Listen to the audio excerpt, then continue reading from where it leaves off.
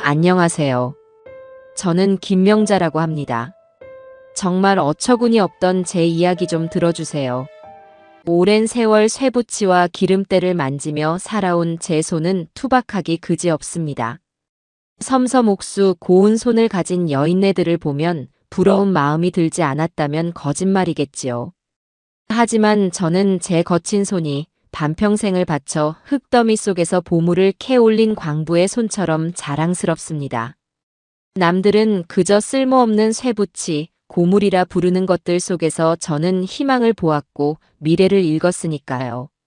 남편을 일찍 여의고 홀로 아들 서진이를 키우기 위해 리어카 하나 끌고 동네를 누비던 시절부터 지금은 어엿한 자원순환 기업 미래자원의 대표가 되기까지 이 손은 단 한순간도 쉬어본 적이 없었습니다. 그런 제게 하나뿐인 아들 서진이는 세상 그 무엇과도 바꿀 수 없는 가장 큰 보물이자 삶의 이유였죠. 대기업에 번듯하게 취직해 제 앞으로 셀러리맨의 상징인 빳빳한 명함을 내밀던 날, 저는 온 세상을 다 가진 듯 기뻤어요. 이제 아들 녀석 장가만 보내면 더는 바랄 것이 없겠다고 밤마다 기도하곤 했습니다. 그러던 어느 봄날, 아들이 수줍은 얼굴로 전화를 걸어왔어요. 목소리에는 설렘과 기쁨이 가득했습니다. 어머니, 드릴 말씀이 있어요. 이번 주말에 인사시키고 싶은 사람이 있는데 시간 괜찮으세요? 그 한마디에 제 심장이 쿵 하고 내려앉는 것 같았습니다. 올 것이 왔구나. 짐작은 했지만 막상 닥치니 만감이 교차하더군요. 드디어 내 품을 떠나 자기만의 가정을 꾸리려는 아들을 대견하게 바라봐야 할지 아니면 벌써부터 섭섭한 마음을 가져야 할지 마음이 복잡했습니다. 그래도 아들이 좋다는 사람이라니 어떤 아가씨일까 궁금하고 기대되는 마음이 더 컸어요. 저는 흔쾌히 그러라고 맛있는 건 많이 차려놓고 기다리겠다고 말하며 전화를 끊었습니다. 약속한 주말, 저는 이른 아침부터 시장을 보고 집안 구석구석을 쓸고 닦으며 분주하게 움직였습니다. 혹여나 지저분한 구석이라도 보일까, 낡은 살림살이가 초라해 보일까 싶어 노심초사했죠. 드디어 현관문 소리가 들리고 아들이 환한 얼굴로 한 여자의 손을 잡고 들어섰습니다. 오지선 양이라고 자신을 소개하는 아가씨는 참으로 반듯하고 예쁘장하게 생겼더군요. 단정하게 빗어넘긴 머리, 값비싸 보이지만 요란하지 않은 옷차림, 그리고 공들여 화장한 얼굴까지. 어디 하나 흠잡을 데 없이 완벽해 보이는 모습이었습니다. 저는 반가운 마음에 어서 들어오라며 손을 이끌었죠. 처음 뵙겠습니다, 어머님. 말씀 많이 들었어요. 지선 양은 상냥한 목소리로 인사를 건네며 제가 내민 과일 접시를 받아들었습니다. 아들은 뭐가 그리 좋은지 입이 귀에 걸려서는 지선 양의 어깨를 감싸 안으며 제게 자랑을 늘어놓기 시작했습니다. 어머니, 지선 씨 정말 예쁘죠? 직장도 좋고 얼마나 야무진지 몰라요. 저는 그런 아들의 모습에 흐뭇한 미소를 지으며 고개를 끄덕였어요. 아들이 저렇게 좋아하는 모습을 보니 제 마음도 한결 놓이는 듯 했습니다. 어색한 분위기를 풀 겸 제가 먼저 말을 꺼냈어요. 오늘 공장에서 좀 급한 일이 터져서 그거 처리하고 오느라 정신이 하나도 없었네. 혹시 집에 오는 길에 기름 냄새 같은 거 나지 않았어요? 제가 무심코 던진 말에 지선 양의 눈빛이 순간 미세하게 흔들리는 것을 저는 놓치지 않았습니다. 아들이 옆에서 신이 나서 거들었죠. 우리 어머니 대단하시지? 그냥 고물상이라고 생각하면 안 돼. 폐기물에서 희귀금속 추출하는 첨단 기술을 가진 회사 대표님이라고. 아들은 자랑스럽다는 듯 어깨를 으쓱했지만 지선 양의 얼굴에는 잠깐 스치는 어색한 미소가 걸려 있었어요. 그녀는 잠시 머뭇거리더니 이내 걱정스럽다는 표정을 지어 보이며 말하더군요. 아, 그러시구나. 어머님 힘드시겠어요. 그 말은 분명 걱정의 어조를 띠고 있었지만 제 귀에는 어딘지 모르게 날카로운 가시처럼 박혔습니다. 정말로 제 노고를 알아주는 마음에서 나온 위로가 아니라 마치 나와는 다른 세상 사람이라는 듯 선을 긋는 듯한 느낌이었죠. 마치 고급 레스토랑에서 음식을 먹다가 창밖에 힘든 노동자를 보고 어머, 저 사람 힘들겠다라고 무심코 내뱉는 동정처럼 들렸어요. 저는 애써 웃어 보이며 힘들긴요. 평생 해온 일인데 이제는 내 몸의 일부 같아서 괜찮아요 라고 대답했습니다. 하지만 이미 마음 한구석에 차가운 바람이 스며든 뒤였죠. 그날 지선 양은 돌아갈 때까지 시종일관 밝고 상냥한 태도를 유지했지만 저는 그녀의 웃음 뒤에 숨겨진 차가운 유리벽을 어렴풋이 느낄 수 있었어요. 아들이 저렇게나 좋아하니 내가 너무 예민하게 구는 것일지도 모른다고 스스로를 다독이며 그저 좋게만 생각하려 애썼습니다. 그렇게 며칠이 지나고 양가 어른들이 정식으로 만나는 자리가 마련되었어요. 저희 쪽에서 먼저 인사를 드리는 것이 도리인 것 같아 사돈될 분이 정한 한정식 집으로 향했습니다. 약속 장소에 들어서는 순간 저는 조금 압도되는 느낌을 받았습니다. 고풍스러운 인테리어와 값비싼 기물들로 꾸며진 그곳은 평생 흙과 쇠를 만지며 살아온 저와는 어울리지 않는 공간처럼 느껴졌죠. 잠시 후 지선 양과 함께 사돈이 모습을 드러냈습니다. 머리부터 발끝까지 값비싼 옷과 장신구로 치장한 사돈은 교양 있는 미소를 띠고 있었지만 그 눈빛만은 날카롭게 저를 훑고 있었어요. 처음 뵙겠습니다, 사부인. 말씀은 지선이한테 많이 들었습니다. 사돈은 악수를 청하며 제 손을 잡았지만 그 손길에서는 어떤 따뜻함도 느껴지지 않았습니다. 오히려 제 투박한 손을 보며 무슨 생각을 하고 있을지 짐작이 가고도 남았죠. 어색한 인사가 오가고 자리에 앉자마자 사돈은 기다렸다는 듯이 대화의 주도권을 잡기 시작했습니다. 우리 지선이가 어려서부터 고생 한번 안 하고 자라서 좀 철이 없을 때가 있어요. 사부인께서 많이 가르쳐 주셔야 합니다. 입에 발린 겸손의 말이었지만 그 속내는 내 딸은 귀한 사람이니 너희 집안 수준에 맞추려 고생시키지 말라는 경고처럼 들렸습니다. 저는 그저 웃으며 제가 뭘 가르치겠어요. 둘이 알아서 잘 살아야죠 라고 대답했습니다. 음식들이 하나둘씩 차려지고 분위기가 조금 풀리는가 싶더니 사돈이 다시 제 직업을 화제로 삼더군요. 참, 사부인 하시는 일이 자원순환 사업이라고 하셨죠? 구체적으로 어떤 일을 하시는 건지 궁금하네요. 저희 같은 사람들은 잘 모르는 분야라서요. 그 말에는 순수한 호기심보다는 사람의 등급을 매기기 전에 신상을 파악하려는 의도가 엿보였습니다. 저는 최대한 담담하고 평이하게 제 사업에 대해 설명하기 시작했습니다. 버려지는 전자제품이나 자동차 부품에서 금이나 팔라듐 같은 귀한 금속을 추출해내는 도시 광산의 개념과 그것이 환경에 얼마나 이로운 일인지에 대해서 말이죠. 제 설명이 길어질수록 사돈의 얼굴에는 지루한 기색이 역력했습니다. 아들 서진이가 옆에서 어머니 회사가 이쪽 업계에서는 꽤 알아줘요. 기술력도 좋고 작년에는 수출도 꽤 많이 했어요 라며 거들었지만 사돈의 귀에는 들리지 않는 듯 했습니다. 그녀는 제 설명이 끝나자마자 고개를 끄덕이며 이렇게 말하더군요. 아이고 그러셨구나. 그런 험한 일 하시면서 서진이는 참 말끔하게 잘 키우셨네요. 그 순간 식탁의 모든 소음이 멎는 것 같았습니다. 칭찬인 듯 위로인 듯 포장된 그 말 속에 얼마나 날카로운 무시가 담겨 있는지 저와 제 아들은 똑똑히 느낄 수 있었어요. 제 평생의 자부심과 노력이 험한 일이라는 한마디로 규정되는 순간이었죠.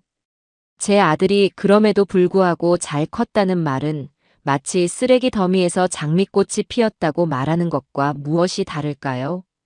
제 얼굴이 순간 굳어지는 것을 본 아들이 다급하게 분위기를 바꾸려 애썼습니다.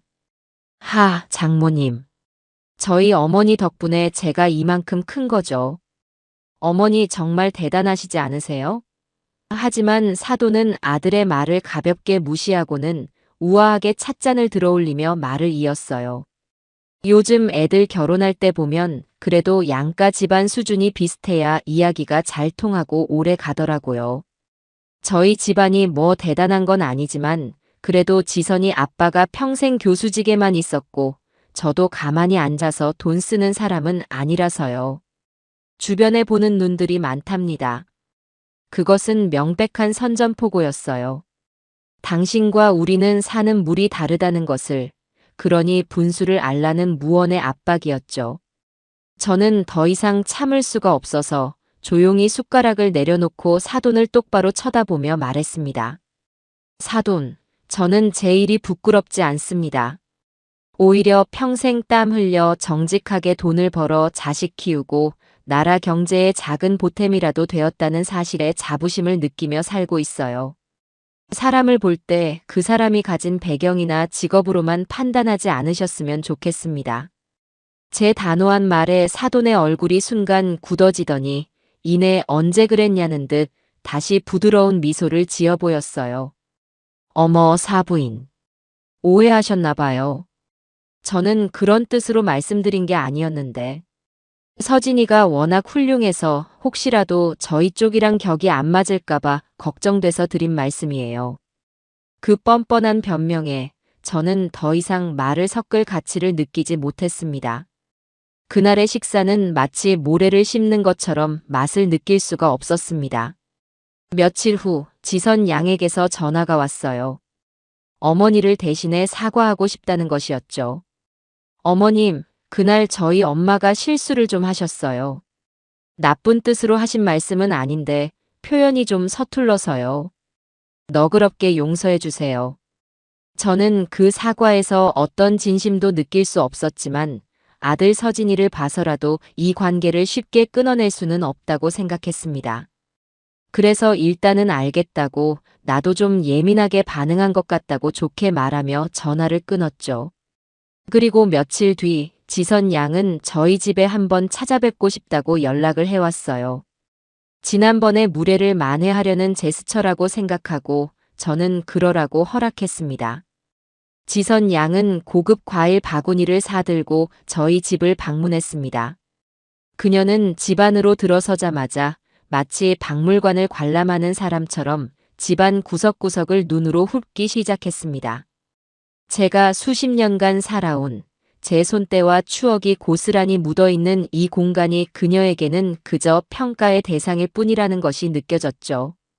잠시 집을 둘러보던 지선 양이 거실에 앉아 조심스럽게 입을 열었습니다. 어머님, 집이 참 아늑하고 정겨워요. 생각보다 소박하네요. 소박하다는 말. 어감은 좋지만 그 말이 어떤 의도로 사용되었는지를 모를 만큼 제가 어리숙하지는 않았습니다. 너희 집은 우리가 생각했던 것보다 훨씬 가난하구나라는 말을 교양 있게 포장한 것에 불과했죠. 저는 애써 미소를 지으며 사람 사는 집이 다 그렇죠. 화려한 것보다는 정이 쌓이는 공간이 더 좋더라고요라고 응수했습니다. 그러자 지선 양은 기다렸다는 듯이 본론을 꺼내기 시작했습니다. 맞아요, 어머님. 그래도 서진 씨랑 제가 새로 시작할 집은 좀 달랐으면 좋겠어요. 아무래도 손님들도 오실 거고 나중에 아이들 교육 생각하면 환경도 중요하잖아요. 그녀는 잠시 말을 끊고는 마치 아무것도 모른다는 순진한 얼굴로 저를 바라보며 말했습니다. 그래서 말인데, 어머님. 저희 친구들은 다들 강남 쪽에서 시작하던데 저희도 그쪽으로 집을 얻으면 어떨까요? 서진 씨 월급만으로는 조금 부족할 것 같아서요. 저는 잠시 제 귀를 의심했습니다. 이제 겨우 결혼 날짜를 잡으려는 단계에서 대놓고 신혼집의 위치와 자금 지원을 요구하는 그 당돌함에 말문이 막혔습니다. 하지만 지선 양의 다음 말은 저를 더욱 경악하게 만들었습니다. 가만히 생각해봤는데 어머님. 지금 하시는 회사, 그거 정리하시면 강남에 아파트 한 채, 사실 돈은 충분히 되지 않나요? 이제 연세도 있으신데 힘든 일은 그만하시고 저희가 드리는 용돈 받으면서 편안하게 노후를 보내시는 게 훨씬 좋지 않으세요? 그 말을 듣는 순간 제 머릿속에 무언가가 뚝 하고 끊어지는 소리가 들렸습니다. 제 평생의 자부심, 제 인생 그 자체인 회사를 팔아서 너희의 허영심을 채워달라는 말. 그것도 모자라 저를 돈이나 받아 쓰는 무능한 늙은이로 취급하는 그 태도에 온몸의 피가 거꾸로 솟는 것 같았습니다. 제가 얼마나 힘들게 회사를 일구었는지, 그 일이 제게 어떤 의미인지를 조금이라도 생각했다면 감히 입에 담을 수 없는 말이었죠. 저는 차갑게 식어가는 분노를 억누르며 지선 양을 바라보았습니다. 그녀의 얼굴에는 악이라고는 찾아볼 수 없는, 그저 자신의 욕망을 솔직하게 드러내는 뻔뻔함만이 가득했습니다. 때마침 퇴근한 아들 서진이가 집으로 들어섰어요. 어색하고 차가운 공기를 감지한 아들이 무슨 일이냐고 물었지만 지선 양은 아무렇지도 않다는 듯 아들의 팔짱을 끼며 애교 섞인 목소리로 말했습니다. 오빠, 나 방금 어머님께 우리 신혼집 강남에 얻어달라고 말씀드렸어. 어머님 회사 정리하시면 충분히 가능할 것 같지 않아? 아들은 당황한 얼굴로 저와 지선 양을 번갈아 쳐다보며 어쩔 줄 몰라 했습니다. 지선아, 그런 말을 그렇게 쉽게 하면 어떡해. 어머니 놀라시겠다. 그의 목소리에는 단호한 꾸짖음이 아닌 그저 상황을 모면하려는 미약한 변명만이 담겨 있었습니다. 제 아들이지만 그 순간만큼은 너무나도 실망스러웠습니다. 자기 여자의 무례함과 허영심을 똑바로 지적하고 바로 잡아주지 못하는 그 나약함이 사돈과 지선 양이 저를 이토록 우습게 보도록 만든 근본적인 원인이라는 생각이 들었어요. 저는 자리에서 조용히 일어났습니다. 그리고 두 사람을 향해 차분하지만 단호한 목소리로 말했죠.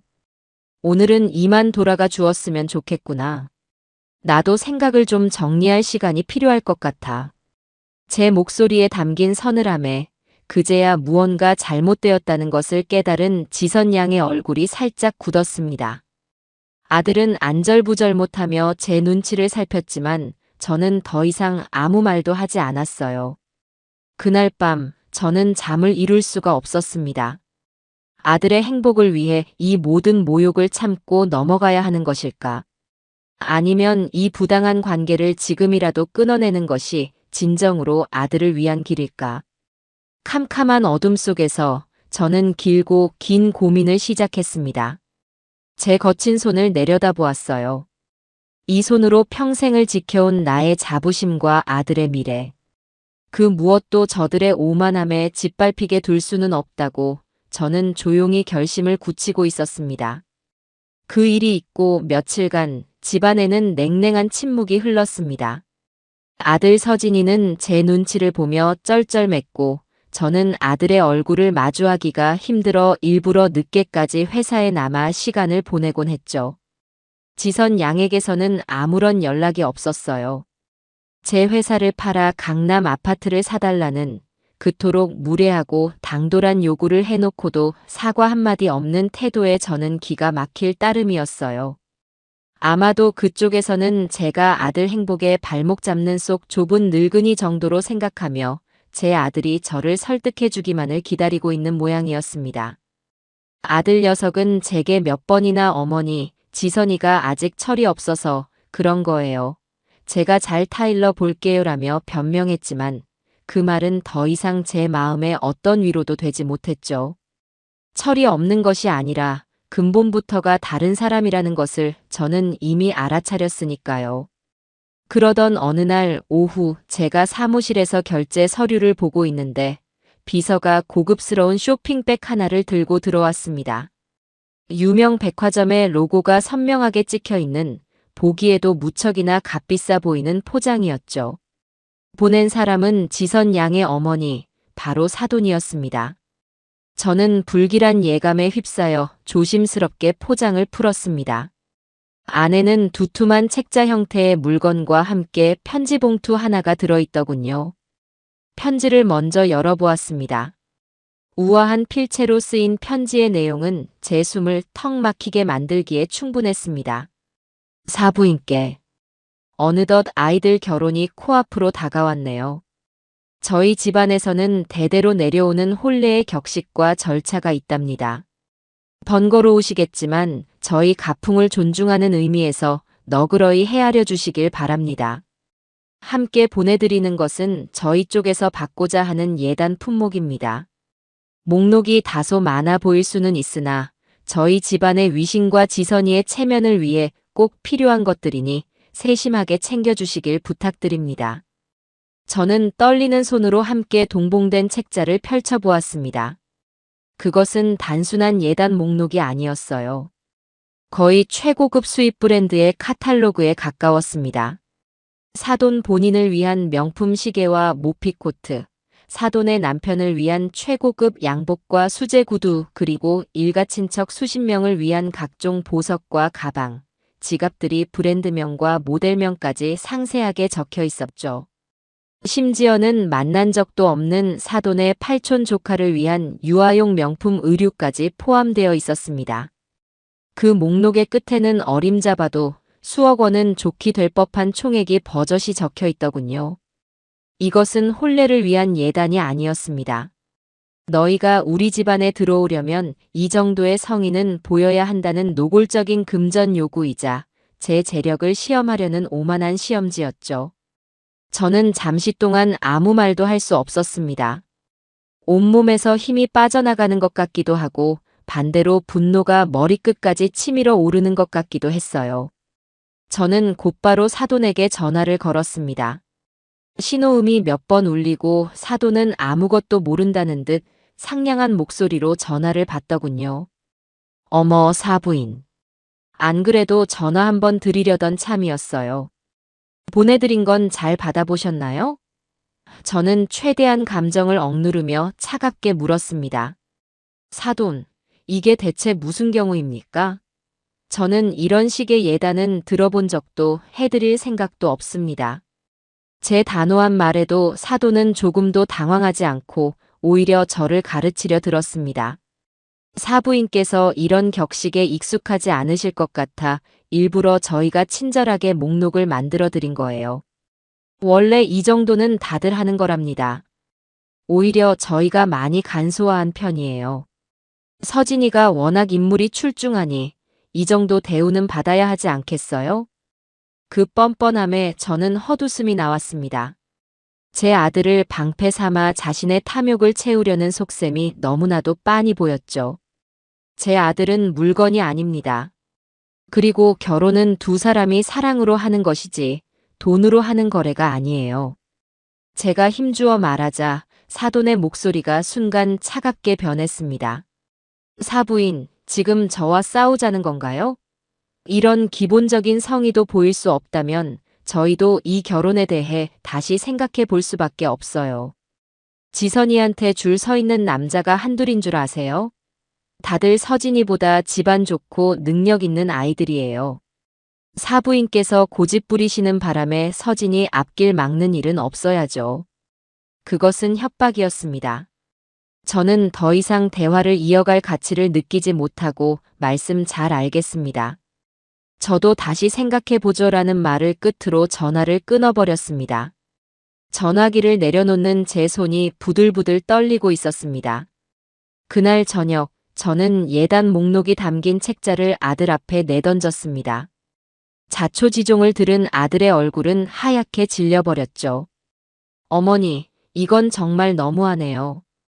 제가 지선이한테 당장 전화해서 따질게요. 아들은 분노하며 전화기를 들었지만 저는 아들을 만류했습니다. 됐다. 지선이한테 따져서 해결될 문제가 아니야. 이건 그 집안 전체의 생각이고 너를 대하는 태도다. 너는 이 상황을 어떻게 생각하니?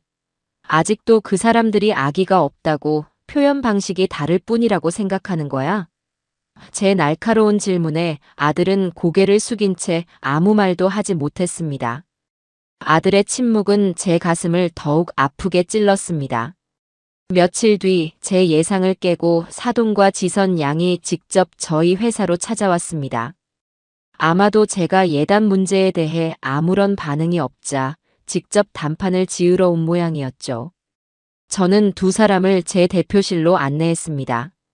제법 규모가 있고 깔끔하게 정돈된 제 사무실을 둘러보는 두 사람의 눈빛에는 놀라움과 함께 여전한 경멸감이 뒤섞여 있었습니다. 자리에 앉자마자 사도는 마치 선심이라도 쓰는 듯한 표정으로 입을 열었습니다. 사부인, 지난번 예단 목록은 저희가 좀 과했던 것 같아요. 그 부분은 저희가 한 발 물러나죠. 대신 아이들 신혼집 문제는 확실하게 해주셨으면 합니다. 지선 양은 옆에서 기다렸다는 듯이 부동산 브로슈어 몇 개를 테이블 위에 펼쳐놓았습니다. 모두 강남의 초고가 아파트 단지들이었죠. 어머님, 저희가 좀 알아봤는데 여기가 요즘 가장 뜨는 곳이래요. 보안도 잘 되어 있고 커뮤니티 시설도 좋아서 나중에 아이 키우기에도 그만이고요. 어머님께서 조금만 도와주시면 저희가 여기서 시작할 수 있을 것 같아요. 그녀는 마치 어린아이가 장난감을 사달라고 조르듯 아무런 거리낌 없이 말했습니다. 사도는 그런 딸이 대견하다는 듯 미소를 지으며 거들었죠. 사부인도 아시겠지만 사람이 어디에 사느냐가 그 사람의 격을 결정하는 시대잖아요. 우리 서진이가 어디 가서 기죽고 살면 안 되죠. 다 서진이를 위해서 드리는 말씀이에요. 저는 기가 막혀서 말도 나오지 않았습니다. 예단 문제를 양보하는 척하면서 결국에는 그보다 훨씬 더 큰 것을 요구하고 있는 것이었죠. 저는 단호하게 고개를 저었습니다. 두 분 말씀은 잘 알겠습니다만 제 생각은 다릅니다. 저는 서진이가 분수에 맞게 두 사람 힘으로 시작하기를 바랍니다. 물론 제가 부모로서 어느 정도 도움은 주겠지만 이런 식의 무리한 요구는 들어줄 수 없어요. 제 거절에 지선 양의 얼굴이 순간 굳어지며 그동안 숨겨왔던 본색이 드러나기 시작했습니다. 어머님, 지금 그게 무슨 말씀이세요? 도와주실 능력이 충분히 있으시면서 일부러 안 해주시겠다는 거잖아요. 서진 씨가 어머님 외아들인데 어떻게 이렇게 매정하게 구실 수 있어요? 이게 다 저를 며느리로 마음에 안 들어 하셔서 그러시는 거죠? 그녀의 적반하장에 저는 오히려 차분해졌습니다. 지선 양, 내가 왜 지선 양을 마음에 들어 하지 않는지 정말 모르는 건가요? 아니면 알면서도 모르는 척 하는 건가요? 지선 양은 내 아들을 사랑하는 게 아니라 내 아들을 통해 얻게 될 것들을 사랑하는 것처럼 보여요. 그리고 내 평생의 노력이 담긴 이 회사를 그저 너의 허영심을 채우기 위한 돈줄로만 보고 있고요. 제 직설적인 말에 지선 양의 얼굴이 새빨갛게 달아올랐습니다. 말씀이 너무 심하신 거 아니에요? 제가 뭘 그렇게 잘못했는데요? 그때까지 가만히 있던 사돈이 싸늘한 목소리로 끼어들었습니다. 사부인, 말을 함부로 하시는군요. 우리 지선이가 뭐가 부족해서 그런 모욕을 들어야 합니까? 이 결혼, 저희도 다시 생각해 봐야겠습니다. 이럴 줄 알았으면 애초에 서진이 허락하지도 않았어요. 집안 차이가 이렇게나 나는데 앞으로 무슨 일을 더 겪을지 걱정되네요. 그녀는 자리에서 일어나며 마치 마지막 통첩이라도 하듯 말했습니다. 오늘 중으로 서진이 시켜서 저희 집에 찾아오게 하세요. 아이들 집 문제 확실하게 약속해 주시지 않으면 이 혼사 없던 걸로 알겠습니다.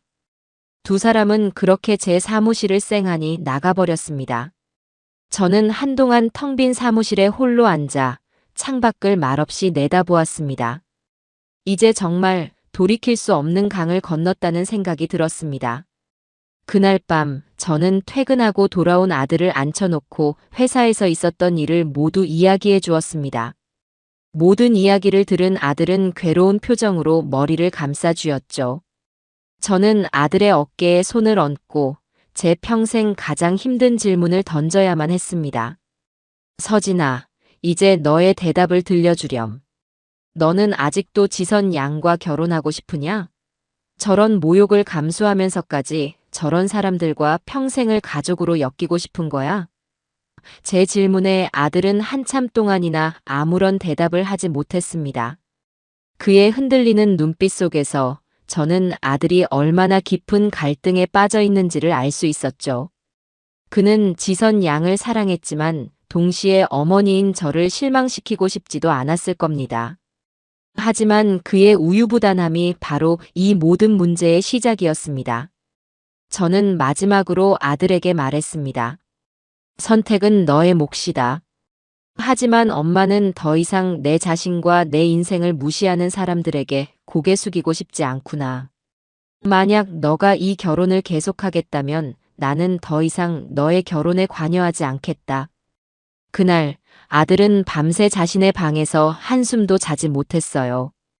그리고 그 모습을 지켜보는 제 마음 역시 갈기갈기 찢어지는 듯 아팠습니다. 아들의 기나긴 고뇌의 밤이 지나고 다음 날 아침이 밝았습니다. 밤새 잠을 설친 듯 퀭한 눈으로 나온 아들은 제 앞에 와서 작은 목소리로 말했습니다. 어머니, 제가 오늘 저녁에 지선이 집에 찾아가서 말씀드릴게요. 이렇게는 안 된다고요. 어머니를 무시하는 건 저를 무시하는 것과 같다고 확실하게 이야기하겠습니다.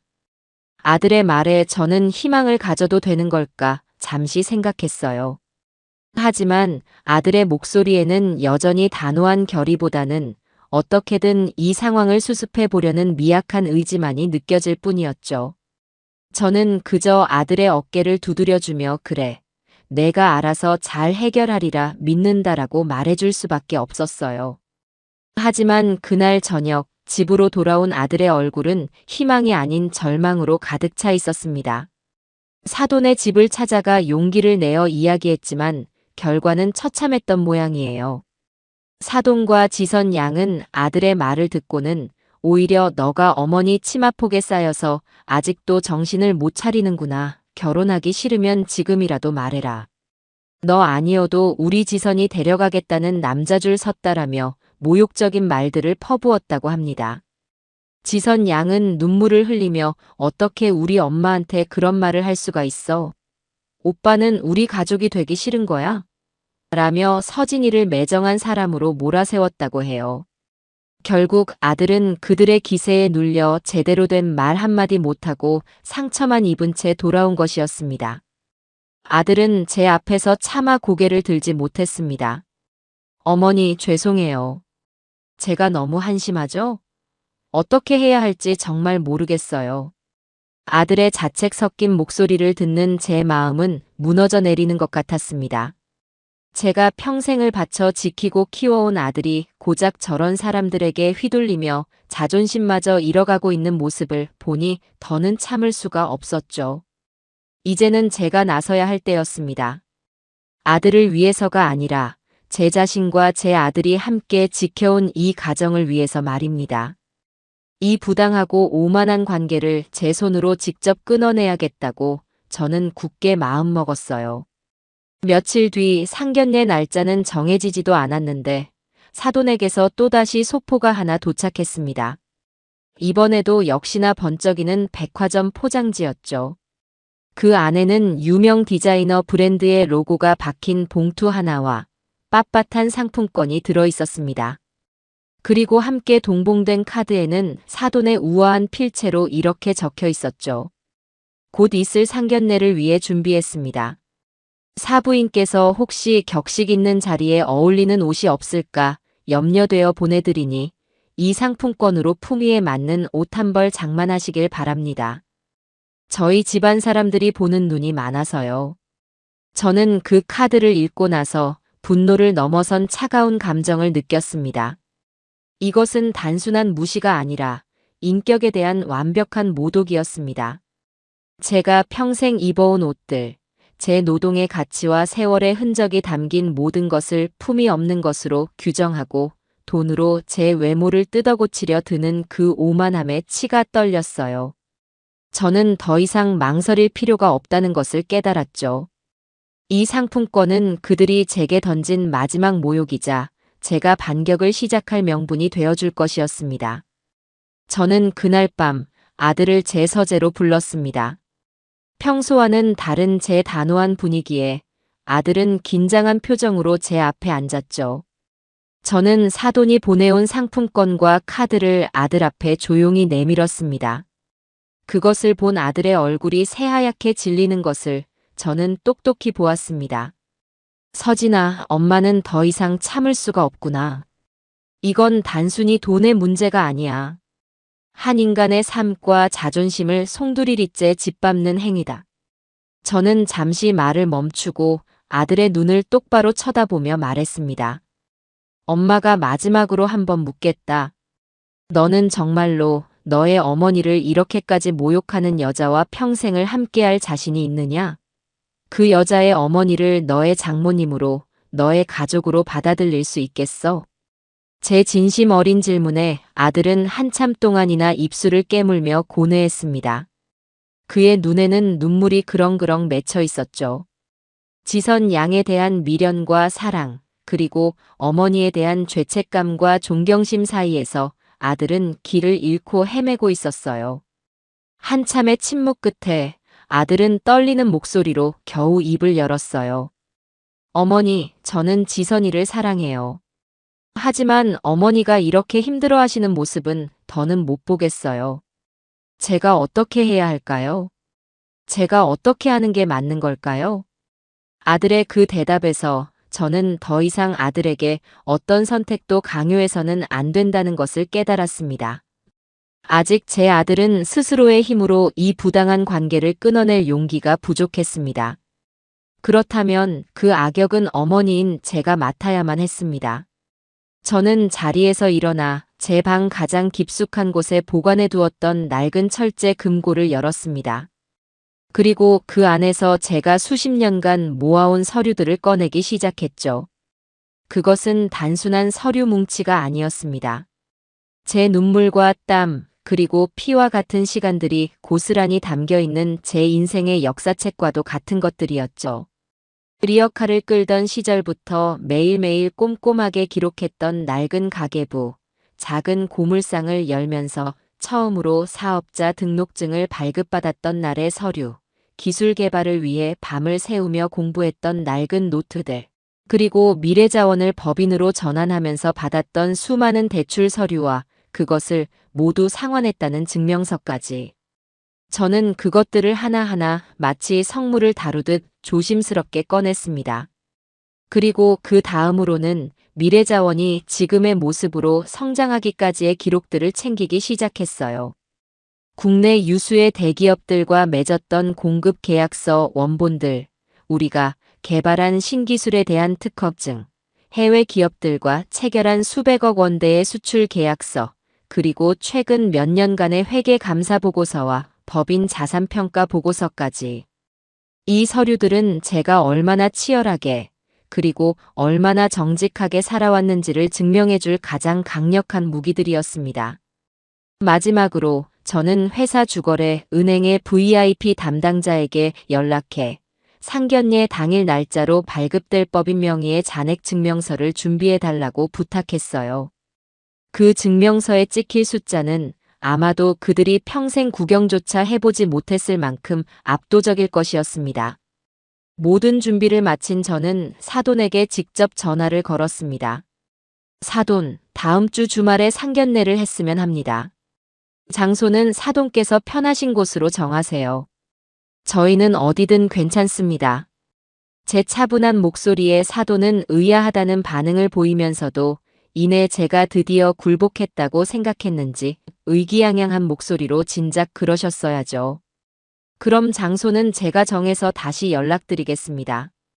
그날은 부디 저희 격에 맞는 모습으로 나와주시길 바랍니다라며 전화를 끊었습니다.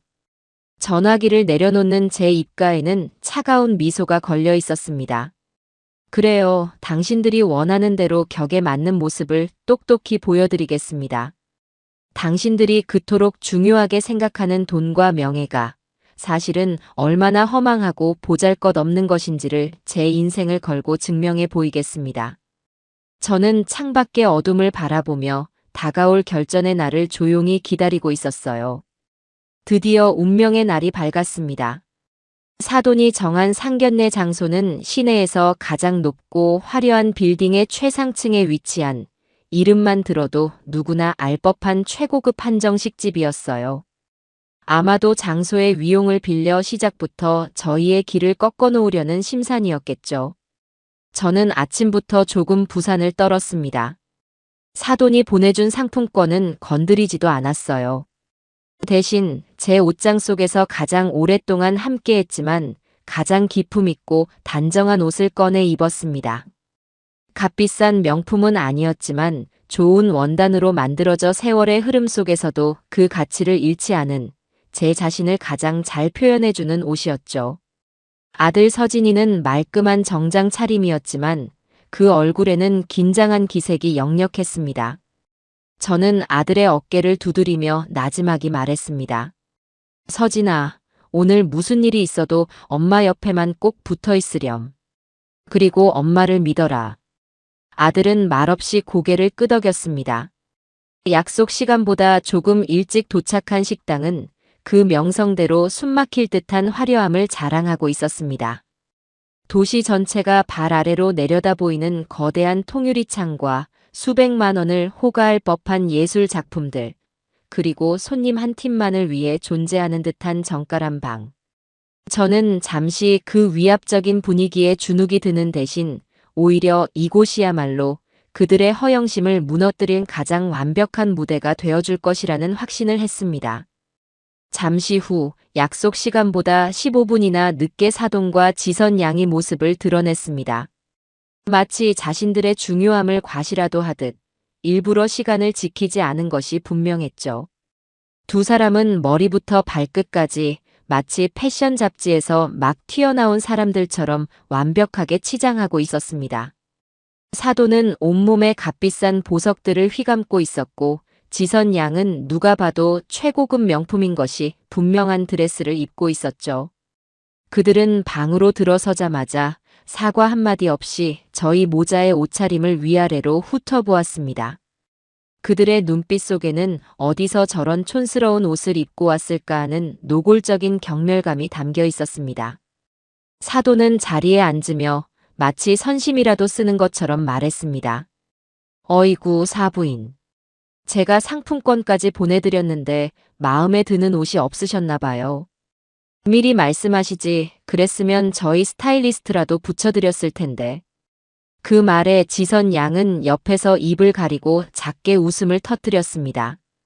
저는 아무런 대꾸도 하지 않고 그저 옅은 미소로 화답할 뿐이었죠. 아직은 때가 아니었습니다. 어색한 분위기 속에서 전체 요리가 나오기 시작했습니다. 사돈은 마치 이곳의 주인이기라도 한 것처럼 음식 하나하나에 대해 품평을 늘어놓으며 자신의 높은 안목을 과시하기 시작했죠. 이 집은 식재료 하나는 최상급만 써서 좋아요.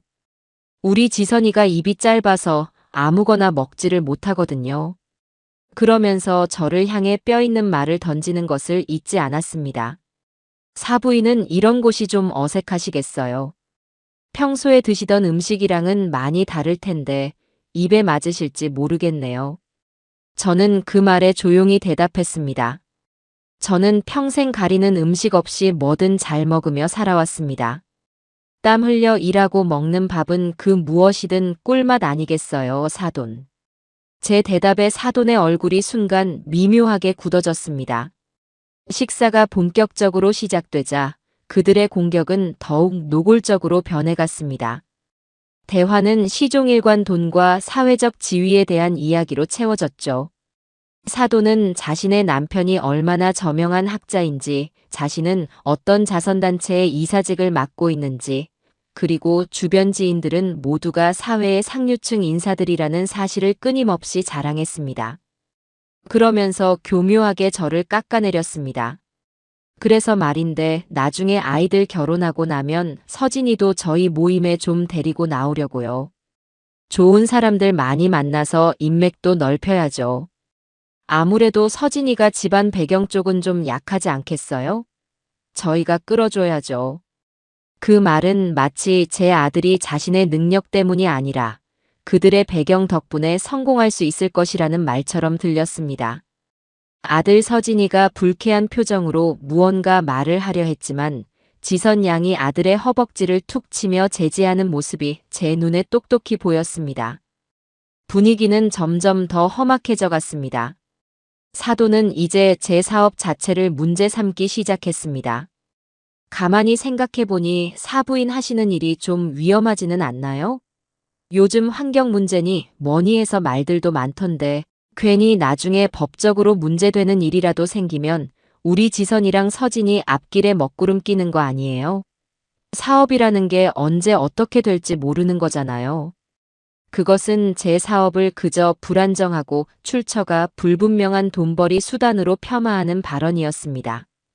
제 인생을 바쳐 정직하게 일궈온 회사를 마치 범죄 집단이라도 되는 것처럼 취급하는 그 태도에 저는 더 이상 웃고만 있을 수가 없었습니다. 제가 입을 열려던 바로 그 순간 지금까지 조용히 미소만 짓고 있던 지선 양이 결정타를 날렸습니다.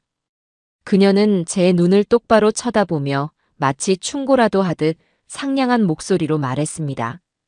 어머님, 이제 저희도 결혼하면 어엿한 가정을 꾸리는 거잖아요. 그런데 나중에 아이가 생겨서 학교에 갔는데 할머니 직업이 뭐냐는 질문에 고물상 하신다고 말하면 아이가 얼마나 창피하겠어요? 그 잔인한 말은 날카로운 비수가 되어 제 심장을 그대로 관통하는 것 같았습니다. 제 평생의 자부심이 손주가 될지도 모르는 아이에게 부끄러운 일이 될 수 있다는 그 말에 저는 눈앞이 캄캄해지는 것을 느꼈습니다. 지선 양은 거기서 멈추지 않았습니다. 그녀는 마치 이 순간을 기다려왔다는 듯 준비해온 마지막 대사를 읊었습니다. 그러니까 제 말은 어머님, 이제 힘든 일은 그만 내려놓으시고 저희가 결혼하면 회사 일은 깨끗하게 정리하시는 게 어떠세요?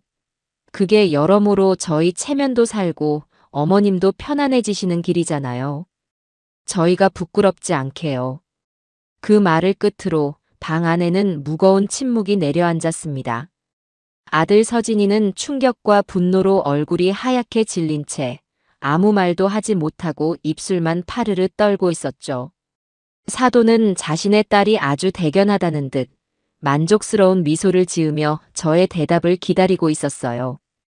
그들은 제가 이 모욕적인 제안 앞에서 눈물을 흘리며 애원하거나 아니면 분노에 차서 소리를 지를 것이라고 예상했겠죠. 하지만 제 반응은 그들의 예상을 완전히 빗나갔어요. 저는 그 순간 제 마음속의 모든 분노와 슬픔이 차갑게 가라앉으며 오히려 머리가 맑아지는 것을 느꼈습니다. 이제 모든 것이 끝났다는 안도감마저 들었죠. 저는 조용히 냅킨으로 입가를 닦고 찻잔을 들어 남아있던 차를 깨끗하게 비웠습니다. 그리고 제 평생의 역사가 담긴 묵직한 서류 가방을 조용히 옆자리에서 끌어당겼어요. 그 소리에 방 안의 모든 소음이 거짓말처럼 멎었습니다. 사돈과 지선 양은 의아함과 경계심이 뒤섞인 눈으로 저와 제 가방을 번갈아 쳐다보았죠. 제 아들 서진이만이 앞으로 벌어질 일을 어렴풋이 짐작하는 듯 긴장으로 마른 입술을 축였습니다. 저는 일부러 느릿하게 마치 중요한 의식을 치르는 사람처럼 가방의 잠금 장치를 풀었습니다. 그리고 그 안에서 가장 먼저 꺼내든 것은 얼마 전 새로 인쇄한 저희 미래자원의 회사 소개 책자였습니다. 번쩍이는 코팅 용지에 인쇄된 제법 두툼한 책자였죠. 저는 그것을 테이블 중앙으로 소리나지 않게 밀어놓았어요. 사돈, 그리고 지선 양. 두 분이 저희 회사에 대해 오해를 많이 하고 계신 것 같아서요. 제가 어떤 일을 하는 사람인지, 어떤 회사를 운영하고 있는지 제대로 보여드리고 싶어서 몇 가지 자료를 좀 가져왔습니다. 우선 이것부터 한번 보시죠. 제 차분한 목소리에 사돈은 코웃음을 치며 책자를 거들떠보지도 않았습니다. 사부인, 지금 저희랑 장난하자는 건가요? 고물상 속의 책자 따위 저희가 볼 시간이 있을 것 같아요? 저는 사돈의 말을 가볍게 무시하고 다음 서류를 꺼내 들었습니다. 국내 굴지의 대기업인 D전자와 H자동차의 로고가 선명하게 박힌 두툼한 공급 계약서 원본이었죠.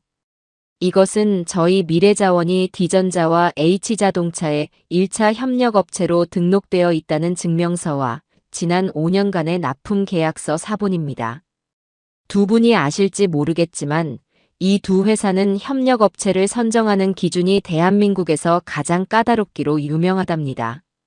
저희는 단순한 고철 덩어리를 납품하는 것이 아니라 저 회사들이 만드는 반도체와 자동차 부품에 들어가는 고순도의 재활용 희귀금속을 공급하고 있어요. 그제야 사돈과 지선 양의 얼굴에 처음으로 당혹스러운 기색이 스쳐 지나갔습니다. 지선 양은 믿을 수 없다는 듯 계약서 하나를 집어들고는 그 내용을 꼼꼼하게 읽어내리기 시작했죠. 저는 잠시 숨을 고르고 이어서 다음 자료들을 차례차례 테이블 위에 펼쳐놓았습니다. 저희 회사가 독자적으로 개발한 폐배터리 리튬 추출 기술에 대한 특허증, 유럽연합 EU의 환경 기준을 통과했다는 인증서, 그리고 작년에 미국과 독일의 기업들과 체결한 미화 수천만 달러 규모의 수출 계약서까지. 서류가 하나씩 쌓일수록 두 사람의 얼굴은 점차 하얗게 질려갔습니다. 그들이 상상했던 먼지 날리는 고물상의 모습과 서류 위에 찍힌 눈부신 실적들 사이의 거대한 간극을 그들의 머리가 따라잡지 못하는 듯 보였죠. 지선 양은 떨리는 목소리로 겨우 입을 열었습니다. 이게 다 진짜라는 말이에요? 어떻게 고물상에서 이런 일들을... 저는 그런 지선 양을 똑바로 바라보며 처음으로 연민이 섞인 미소를 지어 보였습니다. 지선 양. 세상은 지선 양이 아는 것보다 훨씬 넓고 돈의 가치는 책상머리에 앉아서 버는 것보다 현장에서 땀 흘려버는 것이 훨씬 더 정직하고 클 때가 많답니다. 제가 하는 일은 더 이상 고물상이 아니에요. 버려진 것들 속에서 새로운 가치를 찾아내는 도시 광산이자 이 나라의 환경과 미래를 책임지는 첨단 산업이죠. 제 말이 끝나자마자 사돈이 정신을 차렸다는 듯 날카롭게 소리쳤습니다. 그래서요? 그래서 지금 우리 앞에서 그깟 종이 쪼가리 몇 장 흔들면서 자랑이라도 하겠다는 건가요? 이런 서류 얼마든지 꾸며낼 수 있는 거 아니에요? 그래봤자 근본이 어디 가는 건 아니죠. 그녀는 애써 태어난 척 여전히 저를 깎아내리려 안간힘을 쓰고 있었습니다. 하지만 이미 그 목소리는 처음의 위용을 잃고 불안하게 떨리고 있었죠. 저는 그 모습을 조용히 지켜보다가 오늘의 마지막을 장식할 비장의 무기를 꺼내 들었습니다. 은행에서 오늘 날짜로 갓 발급받은 따끈따끈한 법인 명의의 잔액 증명서였습니다. 저는 그 얇은 종이 한 장을 마치 마지막 패를 내려놓는 타짜처럼 테이블 위에 가볍게 내려놓았습니다. 사돈, 꾸며낸 것인지 아닌지는 직접 확인해 보시면 될 것 같습니다. 이것은 오늘 아침 날짜로 발급된 저희 회사 주거래 은행의 잔액 증명서 원본입니다. 지선 양이 먼저 그 종이를 낚아채듯 집어들었습니다. 그리고 증명서에 찍힌 숫자를 확인하는 순간 지선 양의 눈이 제 평생 본 적 없는 크기로 커졌습니다. 그녀는 숨조차 제대로 쉬지 못하고 손을 부들부들 떨며 증명서를 사돈에게 건넸죠. 사돈 역시 그 숫자를 확인하고는 마치 유령이라도 본 사람처럼 새하얗게 질려버렸습니다. 이게 대체 말이 안 돼. 공이 몇 개야 대체. 사돈은 숫자를 몇 번이고 다시 세어보고는 이내 저를 향해 미친 사람처럼 소리치기 시작했습니다. 거짓말이야. 이건 전부 다 거짓말이야. 너희가 사기치려고 작정했구나. 당장 경찰에 신고할 거야. 그녀의 비명 섞인 고함이 고급 한정식집의 조용한 방 안에 울려 퍼졌어요. 저는 그 추한 발악을 하는 모습을 처음부터 끝까지 차갑고 고요한 눈으로 지켜볼 뿐이었습니다. 모든 것이 명백해진 순간이었죠. 그들에게 중요한 것은 제 아들에 대한 사랑이나 저라는 사람에 대한 존중이 아니었습니다. 오로지 돈, 그리고 그 돈으로 살 수 있는 허영과 체면뿐이었던 겁니다. 모든 소란이 잠시 멎고 방 안에 숨막히는 침묵이 흘렀습니다. 저는 자리에서 조용히 일어나 제 아들 서진이의 어깨에 손을 얹었습니다. 제 아들은 충격과 혼란, 그리고 알 수 없는 후련함이 뒤섞인 표정으로 멍하니 앉아 있었죠.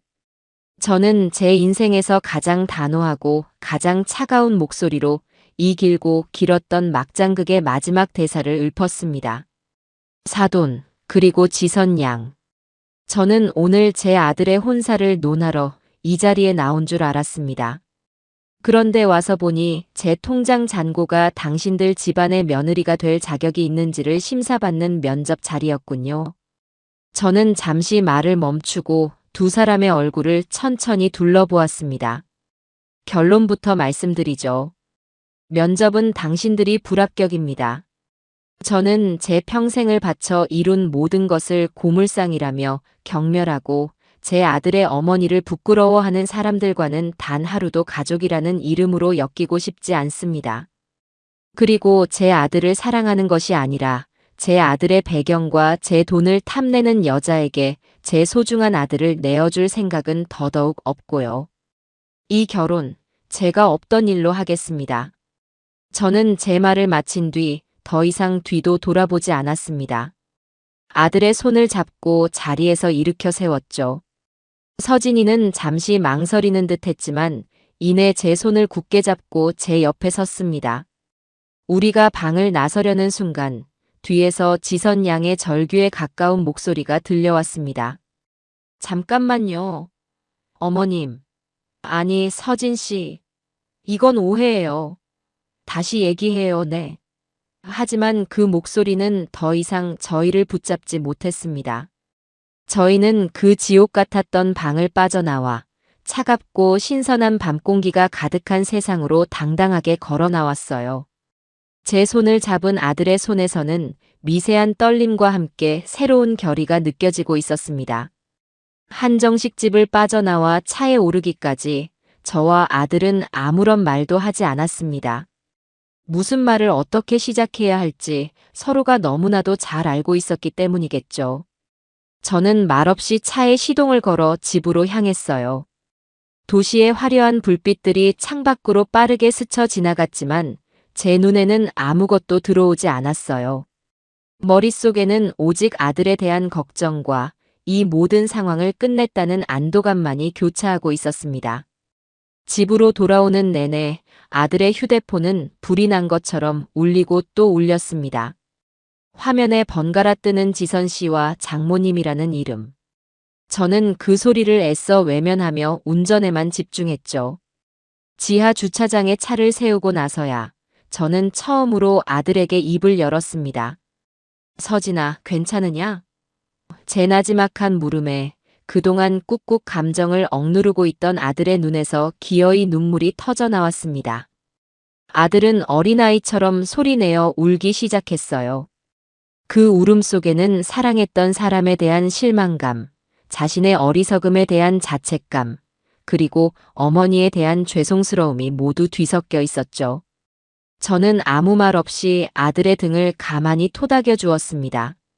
지금 아들에게 필요한 것은 그 어떤 위로나 충고가 아닌 자신의 감정을 온전히 쏟아낼 시간이라는 것을 알고 있었으니까요. 한참을 울던 아들은 겨우 감정을 추스르고 저를 바라보며 떨리는 목소리로 말했습니다. 어머니, 죄송해요. 정말 죄송합니다. 제가 너무 어리석었어요. 어머니가 그렇게 힘들어하시는 동안 저는 바보같이 그 사람들을 믿으려고만 했어요. 어머니 혼자서 얼마나 힘드셨어요. 정말 죄송합니다. 아들은 진심으로 뉘우치고 있었습니다. 저는 그런 아들의 눈물을 손으로 닦아주며 담담하게 말했습니다. 아니다. 너의 잘못이 아니야. 사람을 믿고 싶었던 마음이 무슨 죄겠니? 오히려 엄마가 더 미안하다. 너에게 더 빨리 이 현실을 똑바로 보게 해주지 못해서. 이제 다 끝났으니 괜찮다. 다 괜찮아. 그날 밤 저희는 거실에 마주 앉아 오랜 시간 동안 이야기를 나누었습니다. 아들은 그동안 지선 양과 그녀의 가족에게 느꼈던 미묘한 위화감과 불편함, 그리고 애써 그것을 외면하려 했던 자신의 나약함에 대해 모두 털어놓았죠. 저는 그저 아들의 이야기를 묵묵히 들어주었습니다. 모든 것을 쏟아내고 난 아들의 얼굴은 처음으로 후련하고 편안해 보였습니다. 아들은 자신의 휴대폰을 들어 수십 통의 부재중 전화와 문자가 와 있는 것을 확인하고는 망설임 없이 지선 양과 사돈의 번호를 모두 차단해 버렸어요. 그것은 아들이 자신의 과거와 완전히 단절하고 새로운 시작을 하겠다는 무언의 의지 표현이었죠. 파혼의 후폭풍은 생각보다 거셌습니다. 지선 양과 사돈은 저희 집까지 찾아와 문을 두드리며 소란을 피우기도 했고, 제 회사로 찾아와 행패를 부리려다 경비원들에게 제지당하기도 했습니다. 그들의 태도는 분노에서 애원으로, 다시 애원에서 저주로 시시각각 변해갔죠. 우리가 다 잘못했다. 제발 한 번만 기회를 달라고 울며 매달리다가도 저희가 반응이 없으면 너희 같은 것들, 어디 얼마나 잘 사나 보자며 악담을 퍼붓고 돌아갔습니다. 저는 그 모든 소란에 일절 대응하지 않았습니다. 그들과 엮이는 것 자체가 제 인생의 오점이라는 생각이 들었으니까요. 시간이 약이었을까요? 몇 주가 지나자 그들의 소란도 차츰 잦아들었습니다. 아들은 그동안의 마음고생으로 살이 조금 빠졌지만 눈빛은 이전보다 훨씬 더 단단하고 깊어져 있었죠. 아들은 파혼의 아픔을 겪으며 비로소 한 뼘 더 성장한 어른이 되어가고 있었습니다. 그 모습을 지켜보는 제 마음은 아프면서도 한편으로는 대견스러웠습니다. 그러던 어느 날 제게 한 통의 국제 우편이 도착했습니다. 보낸 곳은 독일의 한 환경기술 컨설팅 회사였어요. 유럽 시장에서 저희 미래자원의 기술력에 깊은 인상을 받았다며 유럽의 대규모 자원순환 프로젝트의 파트너로 참여해 줄 수 있겠냐는 공식적인 제안서였죠. 그것은 제 평생의 꿈이었던 해외 시장 진출을 이룰 수 있는 그야말로 엄청난 기회였습니다. 그 제안서를 읽는 순간 제 심장이 다시 뜨겁게 뛰기 시작했습니다. 파혼의 아픔과 지저분한 소란으로 잠시 잊고 있던 제 일에 대한 열정이 화산처럼 다시 솟구쳐 오르는 것을 느꼈죠. 이제 더 이상 과거에 얽매여 있을 시간이 없었습니다. 제게는 더 넓은 세상과 더 큰 미래가 기다리고 있었으니까요. 하지만 기쁨도 잠시, 저는 곧바로 현실적인 문제에 부딪혔습니다. 저희 회사는 국내 시장에서는 탄탄한 입지를 다졌지만 해외 프로젝트를 수행해 본 경험은 전무했습니다. 복잡한 국제법과 무역 규제, 그리고 낯선 문화와 비즈니스 관행까지 어느 것 하나 만만한 것이 없었죠. 이 거대한 기회를 제대로 잡기 위해서는 반드시 이 분야의 전문가의 도움이 필요했습니다. 저는 수소문 끝에 업계에서 미다스의 손이라 불리는 한 남자를 소개받게 되었습니다. 그의 이름은 최정혁. 나이는 40 초반이지만 수많은 부실 기업들을 회생시키고 여러 중소기업들을 글로벌 강소기업으로 키워낸 입지전적인 인물이라고 했죠. 소개인의 주선으로 저는 최정혁 이사라는 사람과 직접 만나게 되었습니다. 약속 장소에 먼저 도착해 기다리고 있는데 멀리서부터 범상치 않은 기운을 풍기는 한 남자가 걸어 들어왔습니다. 잘 다려진 맞춤 정장과 날카롭게 빛나는 눈빛, 그리고 조금의 흐트러짐도 없는 걸음걸이. 그는 제 앞에 앉자마자 어떤 인사치레도 없이 곧바로 본론부터 꺼냈습니다. 미래자원 김명자 대표님 맞으시죠? 회사 자료는 미리 검토해봤습니다. 기술력은 인정하지만 경영 방식은 전형적인 구멍가게 수준이더군요. 그의 첫마디는 그야말로 날카로운 비수와도 같았습니다. 평생을 바쳐 이룬 제 회사를 구멍가게라고 칭하는 그의 오만함에 저는 순간 불쾌감이 치밀어 올랐죠. 하지만 그의 눈빛에는 단순한 오만함이 아닌 모든 것을 꿰뚫어 보고 있다는 듯한 자신감이 가득했습니다. 저는 지지 않고 차분하게 응수했습니다. 최 이사님, 구멍가게라고 얕보셨다가는 그 안에 숨겨진 보물을 놓치실 수도 있을 텐데요. 제 말에 그의 입가에 처음으로 흥미롭다는 듯한 옅은 미소가 떠올랐습니다. 그와의 첫 만남은 마치 잘 훈련된 맹수 두 마리가 서로를 탐색하는 듯한 팽팽한 긴장감 속에서 그렇게 시작되고 있었습니다. 그는 제가 평생의 자부심으로 여겨온 부분들을 가차없이 지적하고 제가 미처 생각하지 못했던 약점들을 날카롭게 파고들었죠. 대표님께서는 아직도 이 사업을 아들 키우듯 감상적으로 하고 계십니다. 기업은 냉정한 숫자와 데이터로 움직여야 하는 곳이에요. 해외 시장은 정글입니다. 지금 대표님의 방식대로라면 한 달도 버티지 못하고 뼈까지 발라먹히게 될 겁니다. 그의 직설적인 화법은 제 자존심을 건드리기에 충분했지만 이상하게도 기분이 나쁘기보다는 정신이 번쩍 드는 느낌이었습니다. 그의 모든 지적이 제가 마음속 깊은 곳에서 어렴풋이 느끼고 있던 불안감의 핵심을 정확히 꿰뚫고 있었기 때문이죠. 미팅이 끝나갈 무렵 저는 그 자리에서 바로 결정을 내렸어요. 최 이사님, 저희 미래자원의 해외 진출 프로젝트를 맡아주시겠습니까? 이사님의 방식대로 이 구멍가게를 한번 제대로 뜯어고쳐 주십시오. 제 제안에 최 이사는 잠시 저를 빤히 쳐다보더니 이내 피식 웃음을 터뜨렸습니다. 대표님, 성격 한번 화끈하시군요. 좋습니다. 하지만 조건이 있습니다. 앞으로 모든 의사결정은 감이 아닌 제가 제시하는 데이터에 근거해서 하셔야 합니다. 그리고 제가 드리는 과제는 아무리 힘들어도 반드시 완수하셔야 하고요. 가능하시겠습니까? 저는 망설임 없이 고개를 끄덕였습니다. 얼마든지요. 배움에는 나이가 없다고 생각합니다. 그렇게 저와 최 이사의 위험하고도 흥미진진한 동업이 시작되었죠. 최 이사가 회사에 합류하면서 미래자원은 그야말로 상전벽해와 같은 변화를 겪기 시작했습니다. 그는 가장 먼저 비효율적인 업무 프로세스부터 손보기 시작했고 모든 부서에 성과 기반의 평가 시스템을 도입했습니다.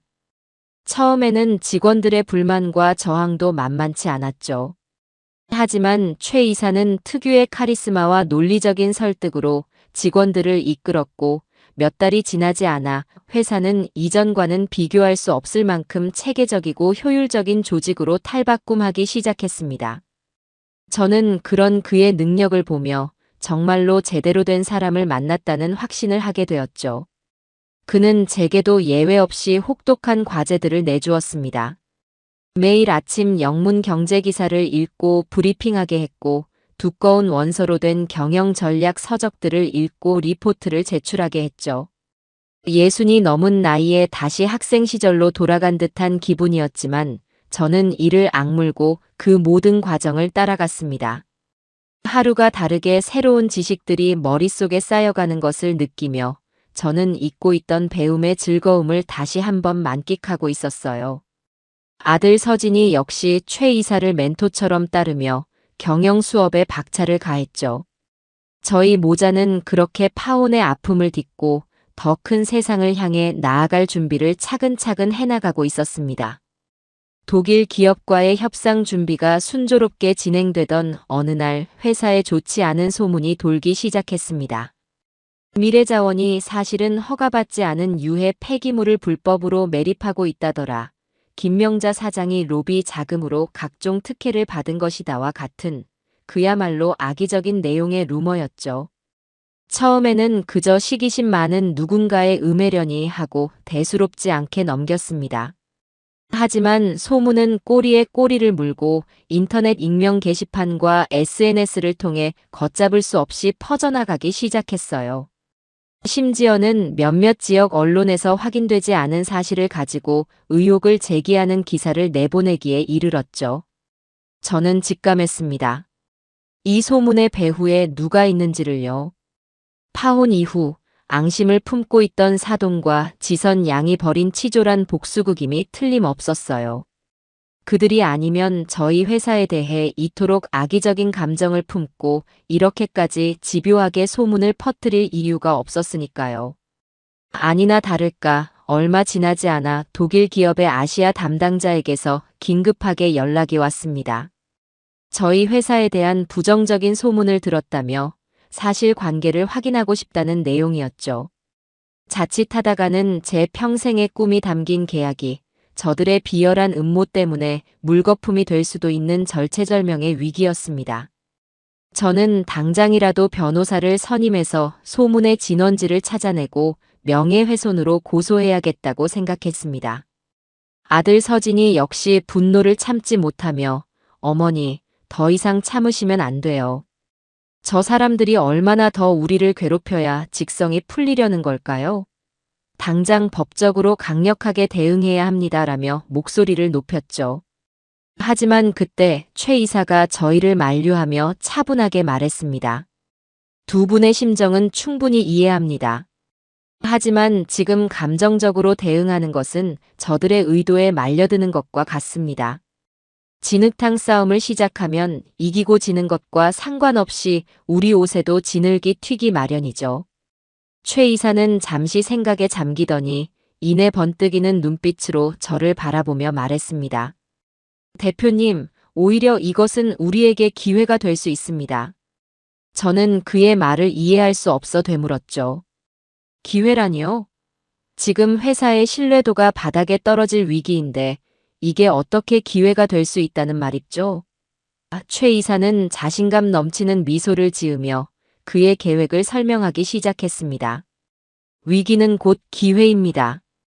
우리는 이 위기를 우리의 결백함과 투명성을 전 세계에 증명할 가장 확실한 쇼케이스로 만들 겁니다. 그의 계획은 그야말로 대담하고 기발했습니다. 소문에 대해 구차하게 변명하거나 법적 대응으로 맞서는 대신 아예 정면으로 돌파하자는 것이었죠. 그는 당장 독일 기업 측에 공식적인 답변을 보내라고 조언했습니다. 최근 저희 회사에 대한 악의적인 소문이 유포되고 있는 것을 알고 있다. 우리는 이에 대해 어떠한 숨길 것도 없으며 오히려 이 기회에 귀사의 실사단을 저희 미래자원으로 공식 초청하고 싶다. 귀사의 전문가들이 원하는 모든 것을 직접 보고 확인하고 검증할 수 있도록 모든 생산 라인과 회계장부 그리고 관련 데이터를 100% 투명하게 공개하겠다고요.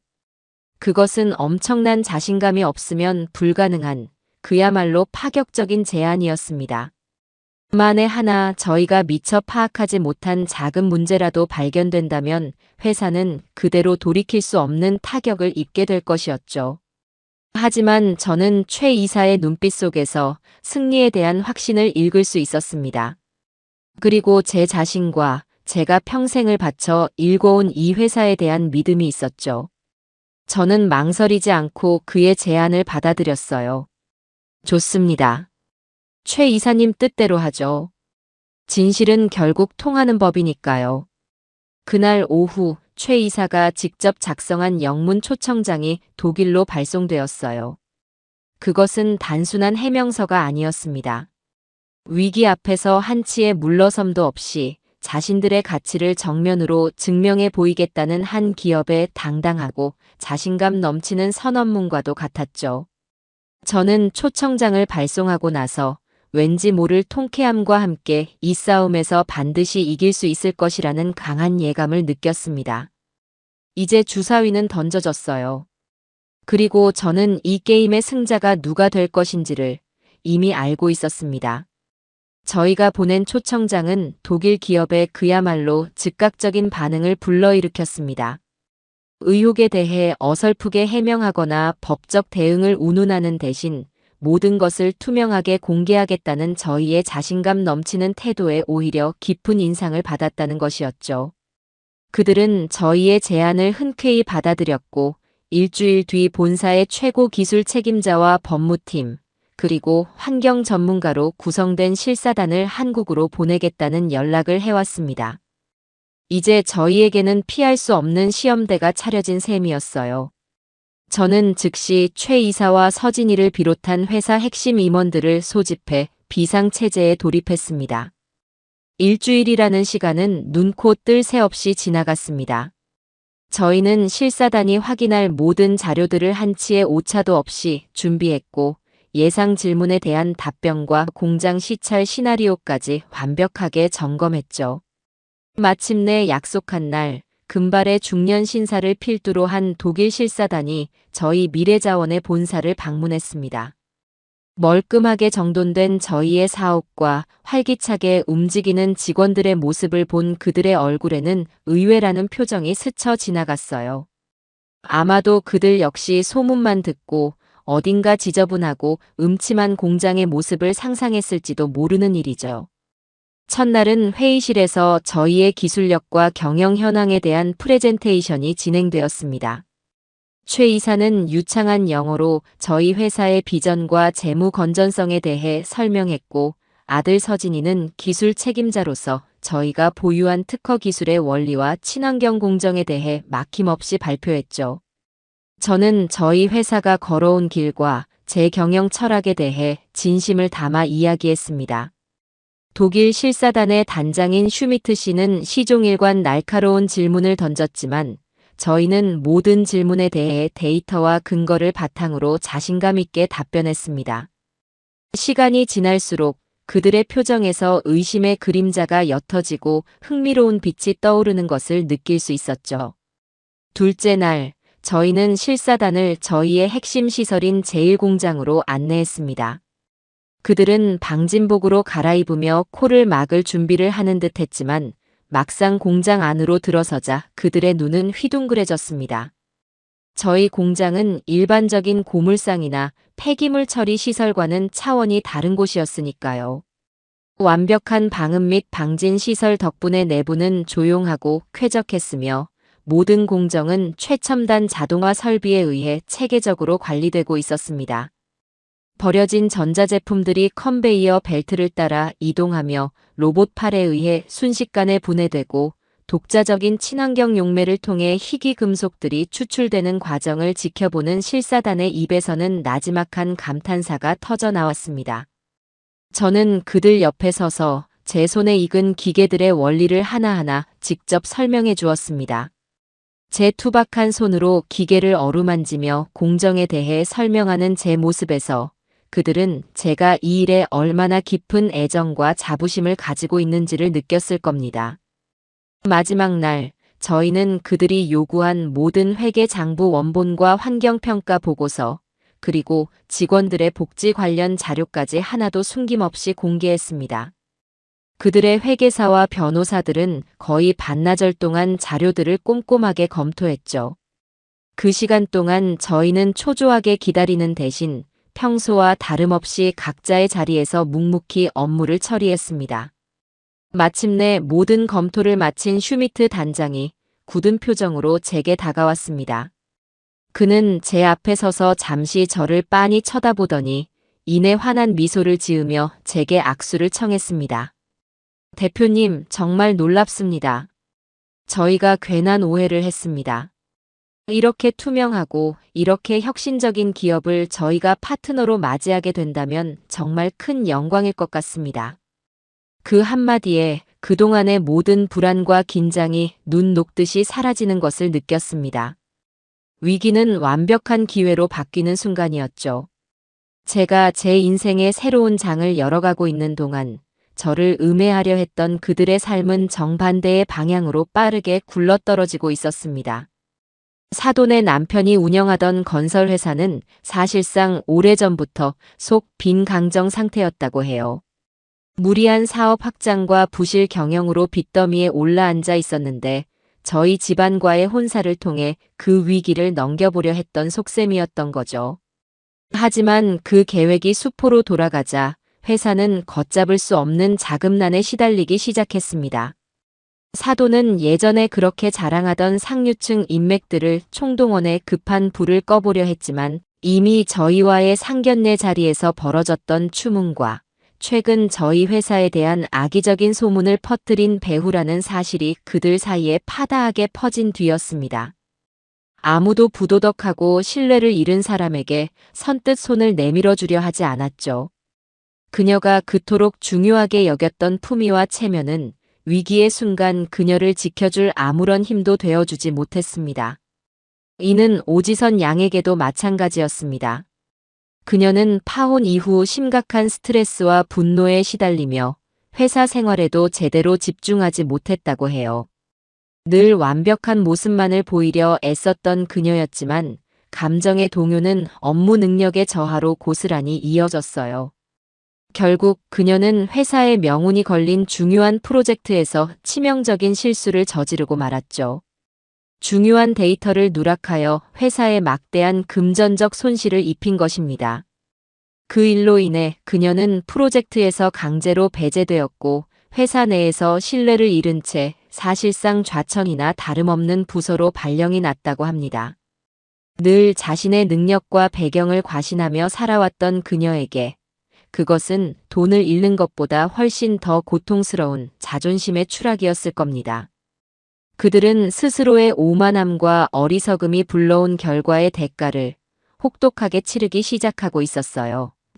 독일 실사단이 돌아가고 일주일 뒤 저희는 그들에게서 공식적인 답변을 받았습니다. 결과는 저희의 기대를 아득히 뛰어넘는 것이었죠. 그들은 저희 회사의 기술력과 투명한 경영 방식에 완전히 매료되었다며 당초 제안했던 파트너십을 넘어 아시아 시장 공동 진출을 위한 합작법인 설립을 역으로 제안해왔습니다. 그것은 단순한 협력업체가 아닌 동등한 위치에서 세계 시장을 함께 개척해 나가자는 의미였어요. 투자 규모 역시 처음에 2배가 넘는 액수였고 로열티 배분 조건 또한 저희에게 훨씬 더 유리하게 책정되어 있었습니다. 악의적인 소문으로 시작된 위기가 제 평생의 꿈을 단번에 이루어지게 만들어준 나비 효과를 불러온 셈이었죠. 계약 체결식은 국내외 언론의 뜨거운 관심 속에서 화려하게 열렸습니다. 저는 그날 아들 서진이와 최 이사의 손을 잡고 수많은 카메라 플래시 앞에서 당당하게 계약서에 서명했습니다. 단상에 올라 마이크를 잡았을 때 저는 만감이 교차하는 것을 느꼈죠. 저는 오늘 버려진 것들 속에서도 위대한 가치가 숨어 있다는 제 평생의 믿음이 틀리지 않았음을 증명하게 되어 무척 기쁩니다. 저희 미래자원은 앞으로도 정직한 땀의 가치를 믿으며 더 깨끗하고 지속 가능한 미래를 만드는데 최선을 다하겠습니다. 제 소박하지만 진심이 담긴 연설에 장내에서는 뜨거운 박수갈채가 쏟아졌습니다. 그 순간 저는 더 이상 남루한 고물상 주인이 아닌 대한민국을 대표하는 혁신적인 여성 기업가로 다시 태어나고 있었어요. 이 계약은 국내 경제계에도 큰 파장을 불러일으켰습니다. 이름도 없던 작은 중소기업이 까다롭기로 소문난 독일의 히든 챔피언과 대규모 합작법인을 설립했다는 소식은 그야말로 신선한 충격이었죠. 각종 경제지와 방송사에서 인터뷰 요청이 쇄도하기 시작했습니다. 저는 최 이사의 조언에 따라 신중하게 언론의 모습을 드러내기 시작했어요. 저는 인터뷰를 할 때마다 제가 겪었던 시련이나 누군가에 대한 원망을 늘어놓는 대신 오직 제가 걸어온 길과 저의 경영 철학에 대해서만 담담하게 이야기했습니다. 리어카 하나로 시작해 지금에 이르기까지 정직과 신용을 최우선으로 삼았던 저의 이야기는 많은 사람들에게 큰 울림을 주었던 모양이에요.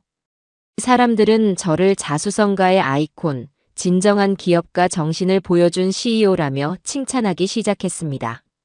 제 이름 앞에는 더 이상 고물상이라는 수식어가 붙지 않았습니다. 제가 세상의 주목을 받으며 화려하게 비상하는 동안 사돈 집안은 끝이 보이지 않는 나락으로 추락하고 있었습니다. 결국 남편의 회사는 최종 부도 처리가 되었고 그들이 살던 강남의 고급 주택을 포함한 모든 자산은 채권단에 의해 압류당했습니다. 하루아침에 모든 것을 잃은 그들은 친척 집을 전전하는 신세가 되었다고 해요. 그들이 그토록 자랑했던 부와 명예, 그리고 그들을 둘러싸고 있던 수많은 사람들은 신기루처럼 사라져버렸습니다. 그들이 남들에게 과시하기 위해 입고 걸쳤던 모든 것들이 사실은 모두 빚으로 쌓아 올린 허상에 불과했다는 사실이 만천하에 드러났죠. 얼마 뒤 그들은 결국 서울 변두리의 작고 허름한 다세대 주택의 월세방으로 쫓겨나듯 이사를 갔다는 소식을 전해 들었습니다. 상견례를 했던 그 화려한 레스토랑의 음식 한 끼 값이 이제는 그들의 한 달치 월세보다도 비싸게 되었을 겁니다. 오만함의 대가는 그들이 상상했던 것 이상으로 혹독하고 비참했습니다. 저는 그들의 몰락 소식을 들으며 어떤 통쾌함이나 기쁨도 느끼지 않았습니다. 오히려 인생의 무상함과 인간의 어리석음에 대한 깊은 씁쓸함만이 느껴질 뿐이었죠. 스스로 뿌린 씨앗을 스스로 거두게 된 것뿐, 그 이상도 그 이하도 아니었습니다. 제 마음은 이제 과거에 대한 복수심이 아닌 미래에 대한 희망과 새로운 도전에 대한 설렘으로 가득 차 있었으니까요. 저는 제 삶의 다음 장을 향해 묵묵히 앞으로 나아가고 있었습니다. 합작 법인 설립 준비로 정신없이 바쁜 나날을 보내던 어느 늦은 저녁이었습니다.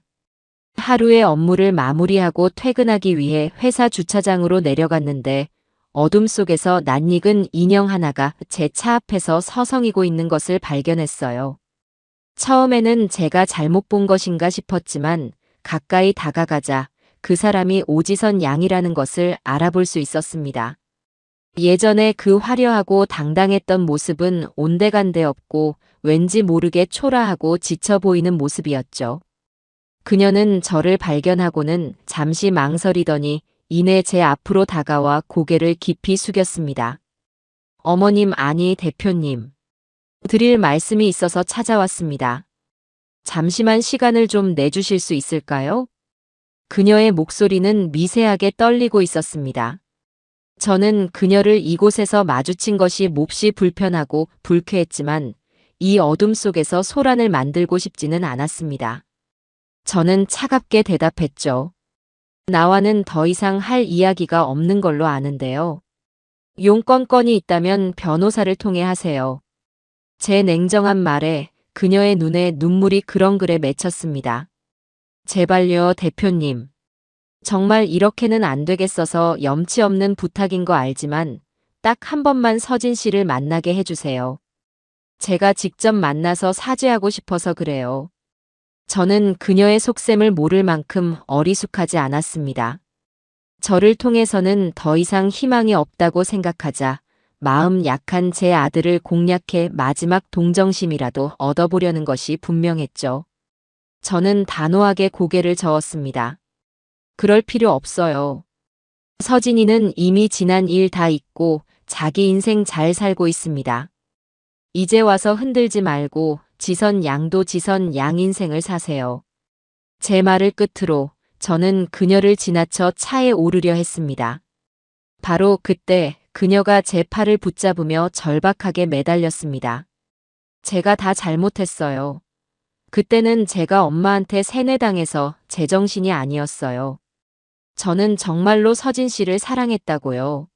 제발 한 번만 용서해 주세요.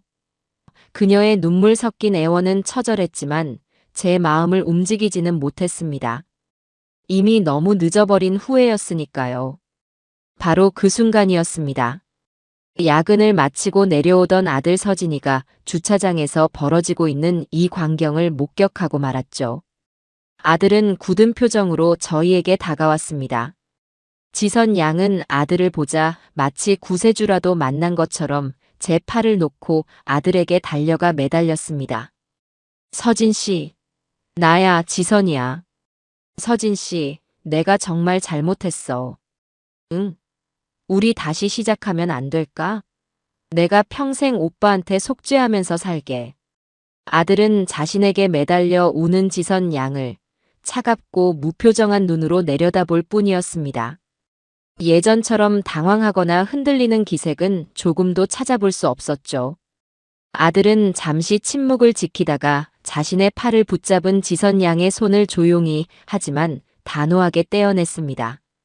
그리고는 제 평생 들어본 아들의 목소리 중 가장 낮고 차분한 목소리로 입을 열었습니다. 지선 씨, 미안하지만 그럴 일은 없을 겁니다. 너가 정말로 나를 사랑했다면 우리 어머니를 그렇게 모욕하지는 않았을 거야. 너가 사랑했던 건 내가 아니라 나를 통해 너가 얻을 수 있을 거라고 믿었던 것들이었겠지. 그리고 설령 너의 말이 모두 진심이라고 해도 이미 소용없어. 신뢰는 한번 깨지면 다시는 원래대로 돌아오지 않는 유리잔과 같은 거니까. 우리는 이미 너무 많은 유리 조각들을 밟고 지나와 버렸어. 아들의 말에는 어떤 원망이나 분노의 감정도 담겨 있지 않았습니다. 그저 모든 것이 끝났다는 차가운 사실만이 담겨 있을 뿐이었죠. 아들은 말을 마친 뒤 망연자실하게 서 있는 지선 양을 한번 쳐다보고는 제게 다가와 제 어깨를 감쌌습니다. 어머니, 이제 그만 가시죠. 밤 공기가 차네요. 저는 아들의 부축을 받으며 바닥에 주저앉아 소리 없이 우는 지선 양을 뒤로 한 채 조용히 주차장을 빠져나왔습니다. 제 아들은 이제 정말로 과거의 상처를 완전히 극복하고 단단한 어른으로 성장해 있었습니다. 그 일이 있고 며칠 뒤 제 비서에게서 인터폰이 걸려왔습니다. 로비에 사돈과 지선 양이 찾아와 대표님을 만나지 않으면 돌아가지 않겠다며 농성을 부리고 있다는 것이었죠. 올 것이 왔구나 싶었습니다. 저는 잠시 고민하다가 두 사람을 제 대표실로 올려보내라고 지시했습니다. 이 지긋지긋한 악연을 이번 기회에 제 손으로 완전히 끝내야겠다는 생각이 들었으니까요. 잠시 후 제 사무실 문이 열리고 두 사람이 들어왔습니다. 상견례 자리에서 보았던 그 화려하고 오만했던 모습은 어디에도 찾아볼 수 없었죠. 값싼 옷차림과 지친 기색이 역력한 얼굴, 그리고 어딘지 모르게 주눅이 든 걸음걸이. 두 사람은 제 거대한 책상 앞에 서서 아무 말도 못하고 고개만 푹 숙이고 있었습니다. 저는 일부러 아무 말도 하지 않고 두 사람이 먼저 입을 열기를 기다렸습니다. 한참 동안의 무거운 침묵 끝에 먼저 입을 연 것은 사돈이었습니다. 사부인 아니 김 대표님. 저희가 정말 죽을 죄를 지었습니다. 그녀의 말과 함께 두 사람은 약속이라도 한 듯이 그 자리에 무릎을 꿇었습니다. 저희가 사람 보는 눈이 없었습니다. 저희의 어리석음과 탐욕 때문에 대표님과 서진이에게 씻을 수 없는 상처를 드렸습니다. 정말 죄송합니다. 그들은 바닥에 이마를 대고 용서를 빌기 시작했습니다. 하지만 저는 그들의 사과가 진심에서 우러나온 것이 아니라는 것을 알고 있었죠. 그들은 자신들의 잘못을 뉘우치는 것이 아니라 자신들이 처한 비참한 현실에서 벗어나기 위해 마지막 지푸라기라도 잡으려는 것뿐이었습니다. 아니나 다를까 한참을 사죄하던 사돈은 결국 본론을 꺼냈습니다. 대표님 염치 없는 부탁인 줄은 압니다만 저희가 지금 길거리에 나앉게 될 처지입니다. 제발 저희 좀 살려주십시오.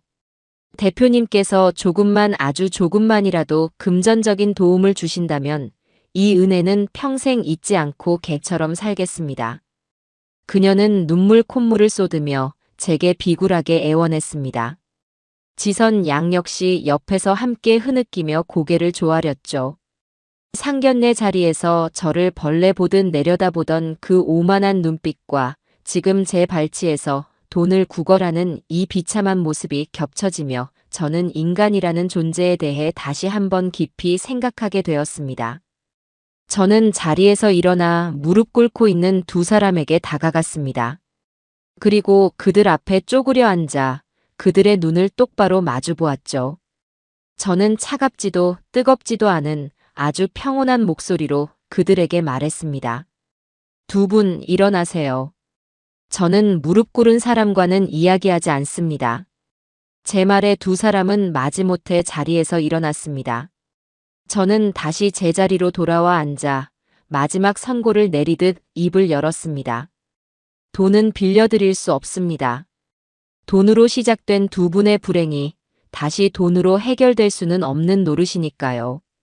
그건 두 분을 돕는 것이 아니라 오히려 두 분을 더 깊은 수렁으로 밀어넣는 일이 될 겁니다. 제 단호한 말에 두 사람의 얼굴에 절망의 빛이 드리워졌습니다. 저는 말을 이었습니다. 하지만 제가 돈 대신 다른 것을 드릴 수는 있습니다. 기회 말입니다. 저는 책상 서랍에서 메모지 한 장을 꺼내 그 위에 주소 하나를 적었습니다. 이곳은 저희 회사에서 가장 고되고 가장 험한 폐기물들을 처리하는 제3공장입니다. 만약 두 분이 정말로 지난날을 뉘우치고 새로 시작할 의지가 있다면 내일 아침 이곳으로 찾아오세요. 제가 다른 사람과 똑같은 조건으로 일할 수 있는 자리를 마련해 드리겠습니다. 땀의 가치를 그토록 무시했던 분들이니 직접 그 땀의 가치를 몸으로 배워보는 것도 나쁘지 않은 경험이 될 겁니다. 제 제안에 두 사람은 마치 귀신이라도 본 듯한 표정으로 저를 쳐다보았습니다. 그들의 얼굴에는 감사함이 아닌 경악과 모욕감이 가득했죠. 아마도 그들은 제가 수표 몇 장을 던져주며 그들을 쫓아낼 것이라고 예상했을 겁니다. 하지만 제 제안은 그들의 마지막 남은 자존심까지 철저하게 무너뜨리는 그 어떤 복수보다도 더 지독한 것이었을지도 모릅니다. 저는 더 이상 아무 말도 하지 않았습니다. 선택은 이제 온전히 그들의 몫이었으니까요. 두 사람은 한동안 망연자실하게 그 자리에 서 있다가 이내 아무 말 없이 제 사무실을 조용히 빠져나갔어요. 그들의 뒷모습을 보며 저는 이 길고 지독했던 악연이 드디어 완전히 끝났음을 직감했습니다. 제 사무실을 망연자실하게 빠져나갔던 그들과의 재회는 그것이 마지막이었습니다. 저는 그 후로 두 사람이 제 제안을 받아들여 제3공장으로 찾아왔다는 소식을 듣지 못했죠. 아마 그들의 마지막 남은 하찮은 자존심이 땀 흘려 일하는 정직한 노동의 가치를 끝내 받아들이지 못하게 만들었을 겁니다. 저는 더 이상 그들의 안위에 대해 궁금해하지 않았습니다. 제게는 이제 과거를 돌아볼 시간이 없었으니까요. 제 인생은 최정혁 이사라는 유능한 파트너와 함께 하루가 다르게 새로운 지평을 향해 나아가고 있었습니다. 최 이사와의 협업은 제게 단순히 사업적인 성공 이상의 것을 가져다 주었습니다. 그는 제게 잊고 있던 배움의 즐거움을 일깨워 주었고 제가 가진 경험과 연륜의 가치를 존중하면서도 끊임없이 새로운 도전을 하도록 저를 자극했죠. 저희는 밤늦게까지 회의실에 남아 새로운 사업 전략을 두고 치열하게 토론하다가도 허기가 지면 사무실 근처의 허름한 국밥집에 마주 앉아 소주잔을 기울이며 서로의 인생에 대해 이야기하곤 했습니다. 그는 제게 단순히 유능한 컨설턴트가 아니라 제 인생을 이해해주고 제 꿈을 함께 응원해주는 든든한 동지이자 친구가 되어주고 있었어요. 아들 서진이 역시 그런 최 이사를 친형처럼 따르며 이전과는 비교할 수 없을 만큼 듬직하고 유능한 경영인으로 성장해 나가고 있었습니다. 독일과의 합작법인 설립이 순조롭게 진행되던 어느 겨울날 아침이었습니다. 저는 이른 새벽에 회사로 출근하던 길에 골목 어귀에서 폐지를 가득 실은 리어카를 힘겹게 끌고 가는 한 할머니의 뒷모습을 보게 되었어요. 매서운 칼바람에 잔뜩 웅크린 그 작고 연약한 모습에서 저는 문득 수십 년 전 서진이를 키우기 위해 리어카 하나에 제 인생을 싣고 달렸던 제 젊은 날의 모습을 떠올렸습니다. 가슴 한구석이 아릿해져 왔죠. 지금의 미래자원이 있기까지 보이지 않는 곳에서 묵묵히 자원을 수집하고 우리 사회의 가장 낮은 곳을 지탱해 온 저런 분들의 노고가 있었음을 저는 단 한순간도 잊은 적이 없었어요. 그날 회사에 도착한 저는 곧바로 최 이사와 서진이를 제 사무실로 불렀습니다.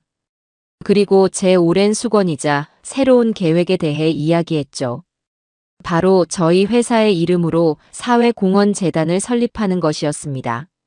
그 재단의 목적은 평생을 거리에서 폐지와 고물을 수집하며 살아오신 어르신들과 굳은 날씨에도 묵묵히 거리를 청소하는 환경미화원분들의 복지를 지원하는 것이었죠.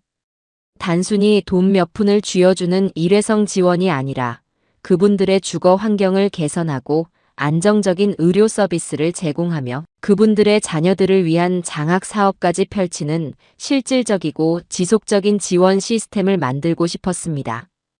이분들이야말로 우리 자원순환 산업에 보이지 않는 뿌리입니다. 뿌리가 튼튼하지 않으면 나무는 결코 크게 자랄 수 없어요.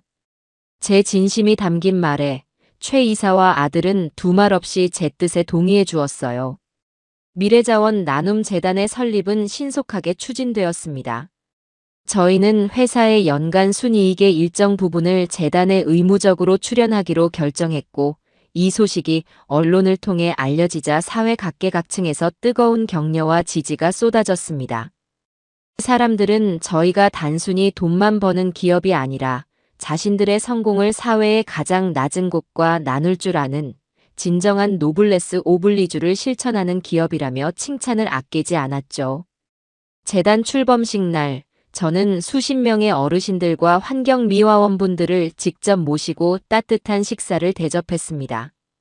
제 손을 꼭 잡고 연신 고맙다고 말씀하시는 어르신의 주름진 얼굴을 보며 저는 돈으로는 결코 살 수 없는 깊은 보람과 행복을 느꼈습니다.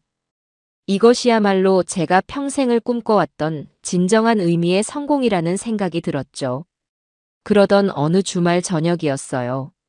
저는 아들 서진이와 함께 오랜만에 단둘이 외식을 하기로 했습니다. 화려한 레스토랑이 아닌 저희 집 근처의 작고 소박한 동네 식당이었죠.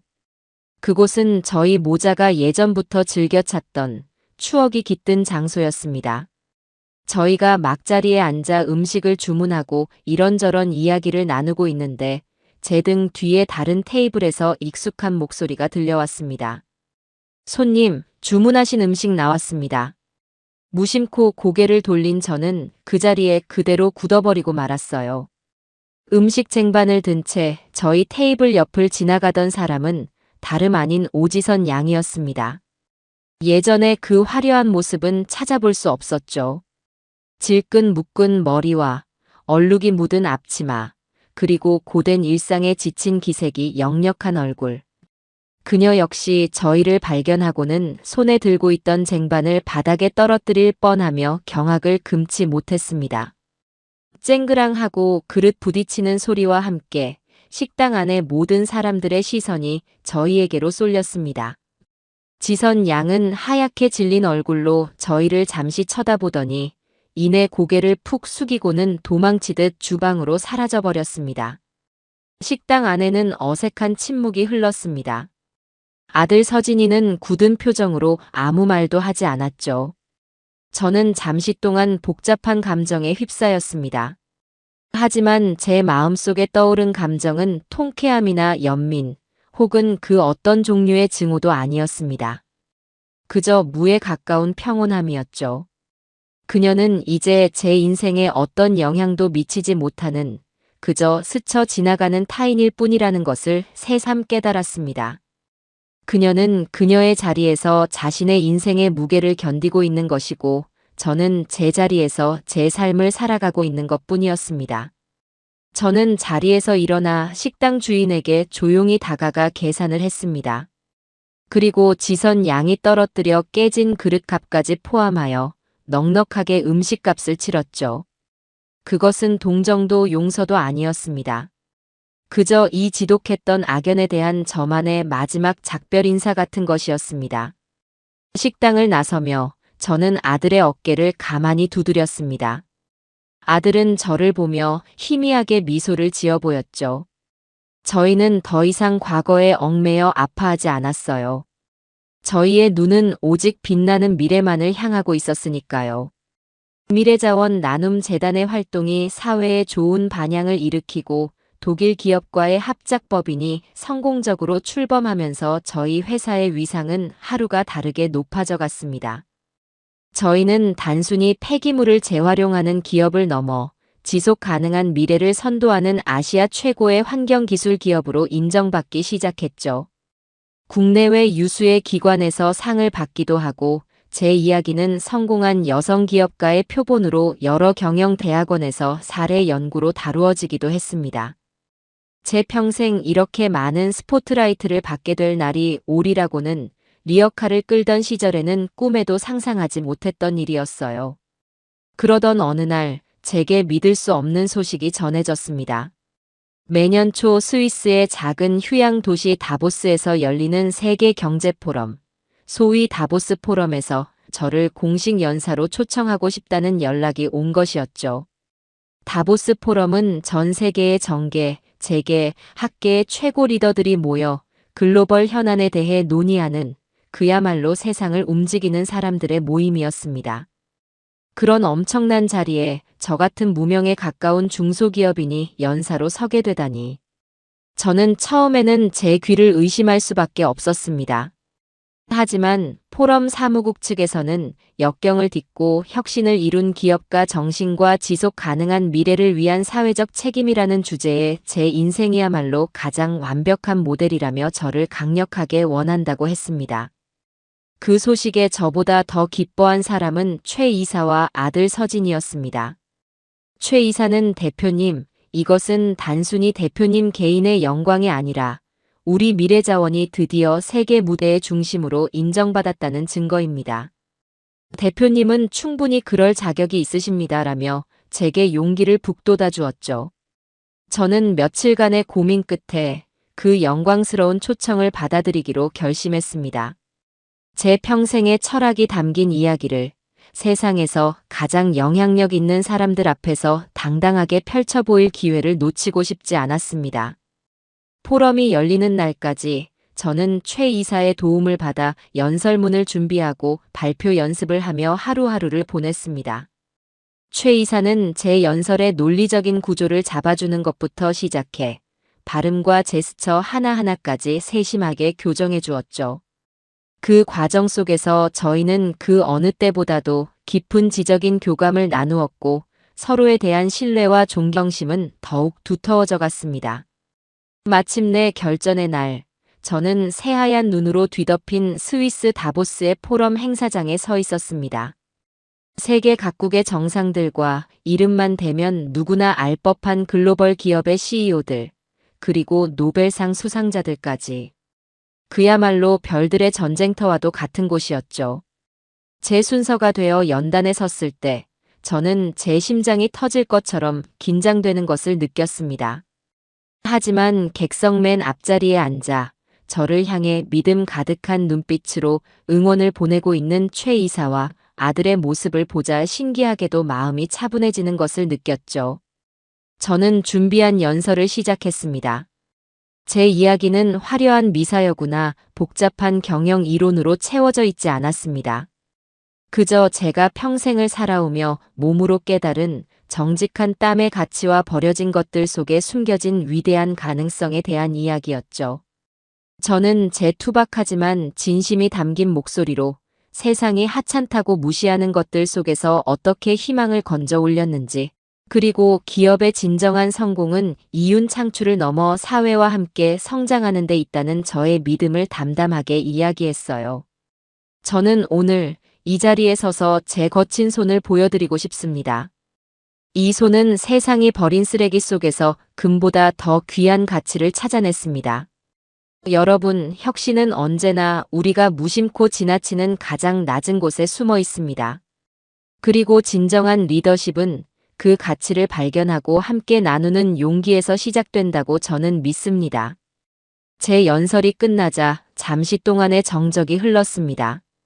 그리고 곧이어 장내를 가득 채운 우레와 같은 박수 소리가 터져나왔죠.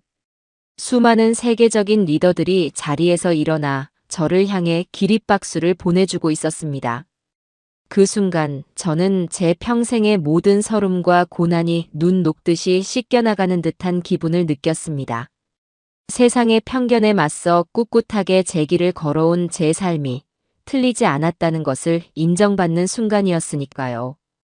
포럼이 성공적으로 끝나고 저희는 잠시 다보스에 더 머물며 아름다운 설경을 즐기기로 했습니다.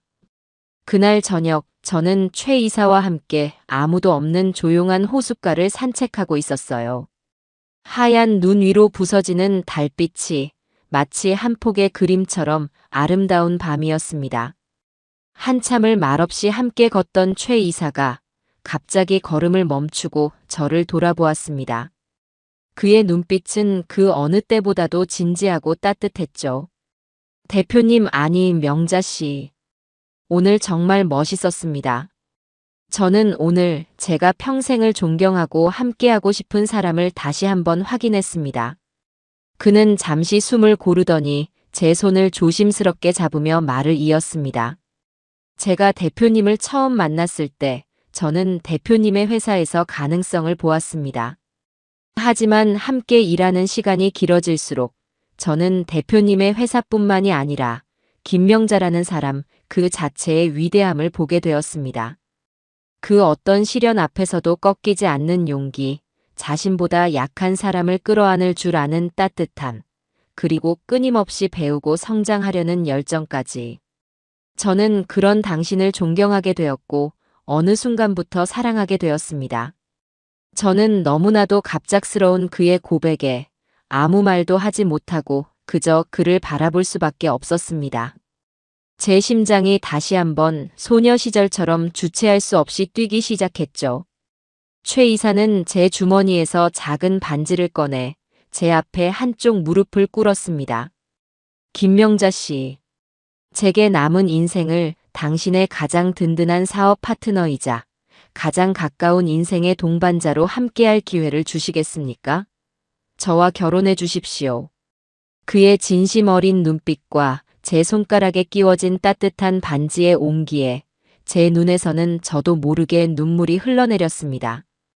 저는 제 평생 다시는 이런 순간이 오지 않을 것이라고 생각하며 살아왔습니다. 하지만 사랑은 예고 없이 제 인생의 가장 찬란한 순간에 다시 저를 찾아와 주었죠. 저는 눈물을 흘리며 고개를 끄덕일 수밖에 없었습니다. 그날 밤 다보스의 하얀 설원 위에서 저희 두 사람은 세상에서 가장 행복한 약속을 나누었습니다. 한국으로 돌아오자마자 저는 가장 먼저 아들 서진이에게 이 소식을 전했습니다. 아들은 혹시라도 저 때문에 상처받았을 제 마음을 걱정할까봐 내색하지 못했을 뿐이지 이미 저와 최 이사 사이에 깊은 유대감을 눈치채고 있었던 모양이에요. 아들은 제 이야기를 듣고는 마치 자신의 일처럼 환하게 웃으며 제 손을 꼭 잡아주었습니다. 어머니, 정말 축하드려요. 두 분이 함께 하시는 모습을 보면서 제가 얼마나 기뻤는지 모르세요. 어머니는 세상에서 가장 행복할 자격이 있는 분이에요. 제 걱정은 마시고 이제는 어머니 자신의 행복만 생각하세요. 아들의 진심 어린 축복에 저는 다시 한번 가슴 벅찬 감동을 느꼈습니다. 이제 제 곁에는 제 행복을 자신의 행복처럼 기뻐해 줄 든든한 아들과 제 남은 인생을 함께 걸어갈 믿음직한 동반자가 함께 있었습니다. 제 인생에 이보다 더 완벽한 순간이 또 있을까요? 1년이라는 시간이 흘렀습니다. 그 사이 저희 합작 법인은 성공적으로 아시아 시장에 안착했고 미래자원은 명실상부한 글로벌 친환경 기업으로 우뚝 섰죠. 제 인생에도 많은 변화가 있었습니다. 저는 최 이사와 함께 제 손으로 직접 가꾼 집의 작은 정원에서 소박하지만 의미 있는 결혼식을 올렸습니다. 수십 년간 저와 함께 해온 충직한 직원들과 재단을 통해 인연을 맺은 어르신들, 그리고 저희를 아껴주는 소수의 지인들만이 참석한 조촐한 자리였죠. 제 아들 서진이가 제 손을 잡고 최 이사에게 저를 인계해주는 그 순간, 저는 세상 모든 것을 다 가진 듯한 기분이었습니다. 저희는 화려한 예물이나 값비싼 드레스 대신 서로의 꿈을 평생 지지하고 응원하는 최고의 동지가 되겠다는 진심 어린 서약을 나누었습니다. 결혼 후 저는 경영 일선의 많은 부분을 부사장으로 승진한 아들 서진이에게 과감하게 위임했습니다. 아들은 지난 몇 년간의 경험을 통해 이제는 저보다도 더 혁신적이고 대담한 방식으로 회사를 이끌어 나가는 훌륭한 경영자로 성장해 있었죠. 저는 그런 아들의 뒤에서 든든한 버팀목이 되어주는 역할에 만족하며 제 남편이 된 최 이사와 함께 조금 더 여유로운 삶을 즐기기 시작했습니다. 저희는 함께 여행을 다니고 새로운 것들을 배우며 평범하지만 소중한 일상을 나누었죠. 그러던 어느 날 아들 서진이가 새로운 사업 계획안을 들고 저희를 찾아왔습니다. 그것은 저희 회사의 사회공헌 활동을 한 단계 더 발전시키는 아주 의미 있는 프로젝트였어요. 바로 미래자원 청년 혁신가 지원 프로그램을 만드는 것이었습니다. 과거의 저처럼 세상의 편견 속에서도 꿋꿋하게 자신의 꿈을 키워나가는 젊은 환경. 기술 분야의 창업가들을 발굴하여 그들의 아이디어가 세상의 빛을 볼 수 있도록 자금과 기술, 그리고 경영 노하우까지 아낌없이 지원하자는 계획이었죠. 제 아들이 저보다 훨씬 더 크고 넓은 마음을 가진 리더로 성장해 있다는 사실에 저는 가슴 벅찬 감동과 자랑스러움을 느꼈습니다. 얼마 뒤 제1회 청년혁신가 지원 프로그램을 위한 최종 발표회가 열렸습니다. 저는 남편과 함께 심사위원석이 아닌 객석 가장 뒷자리에 조용히 앉아 그 모습을 지켜보았죠.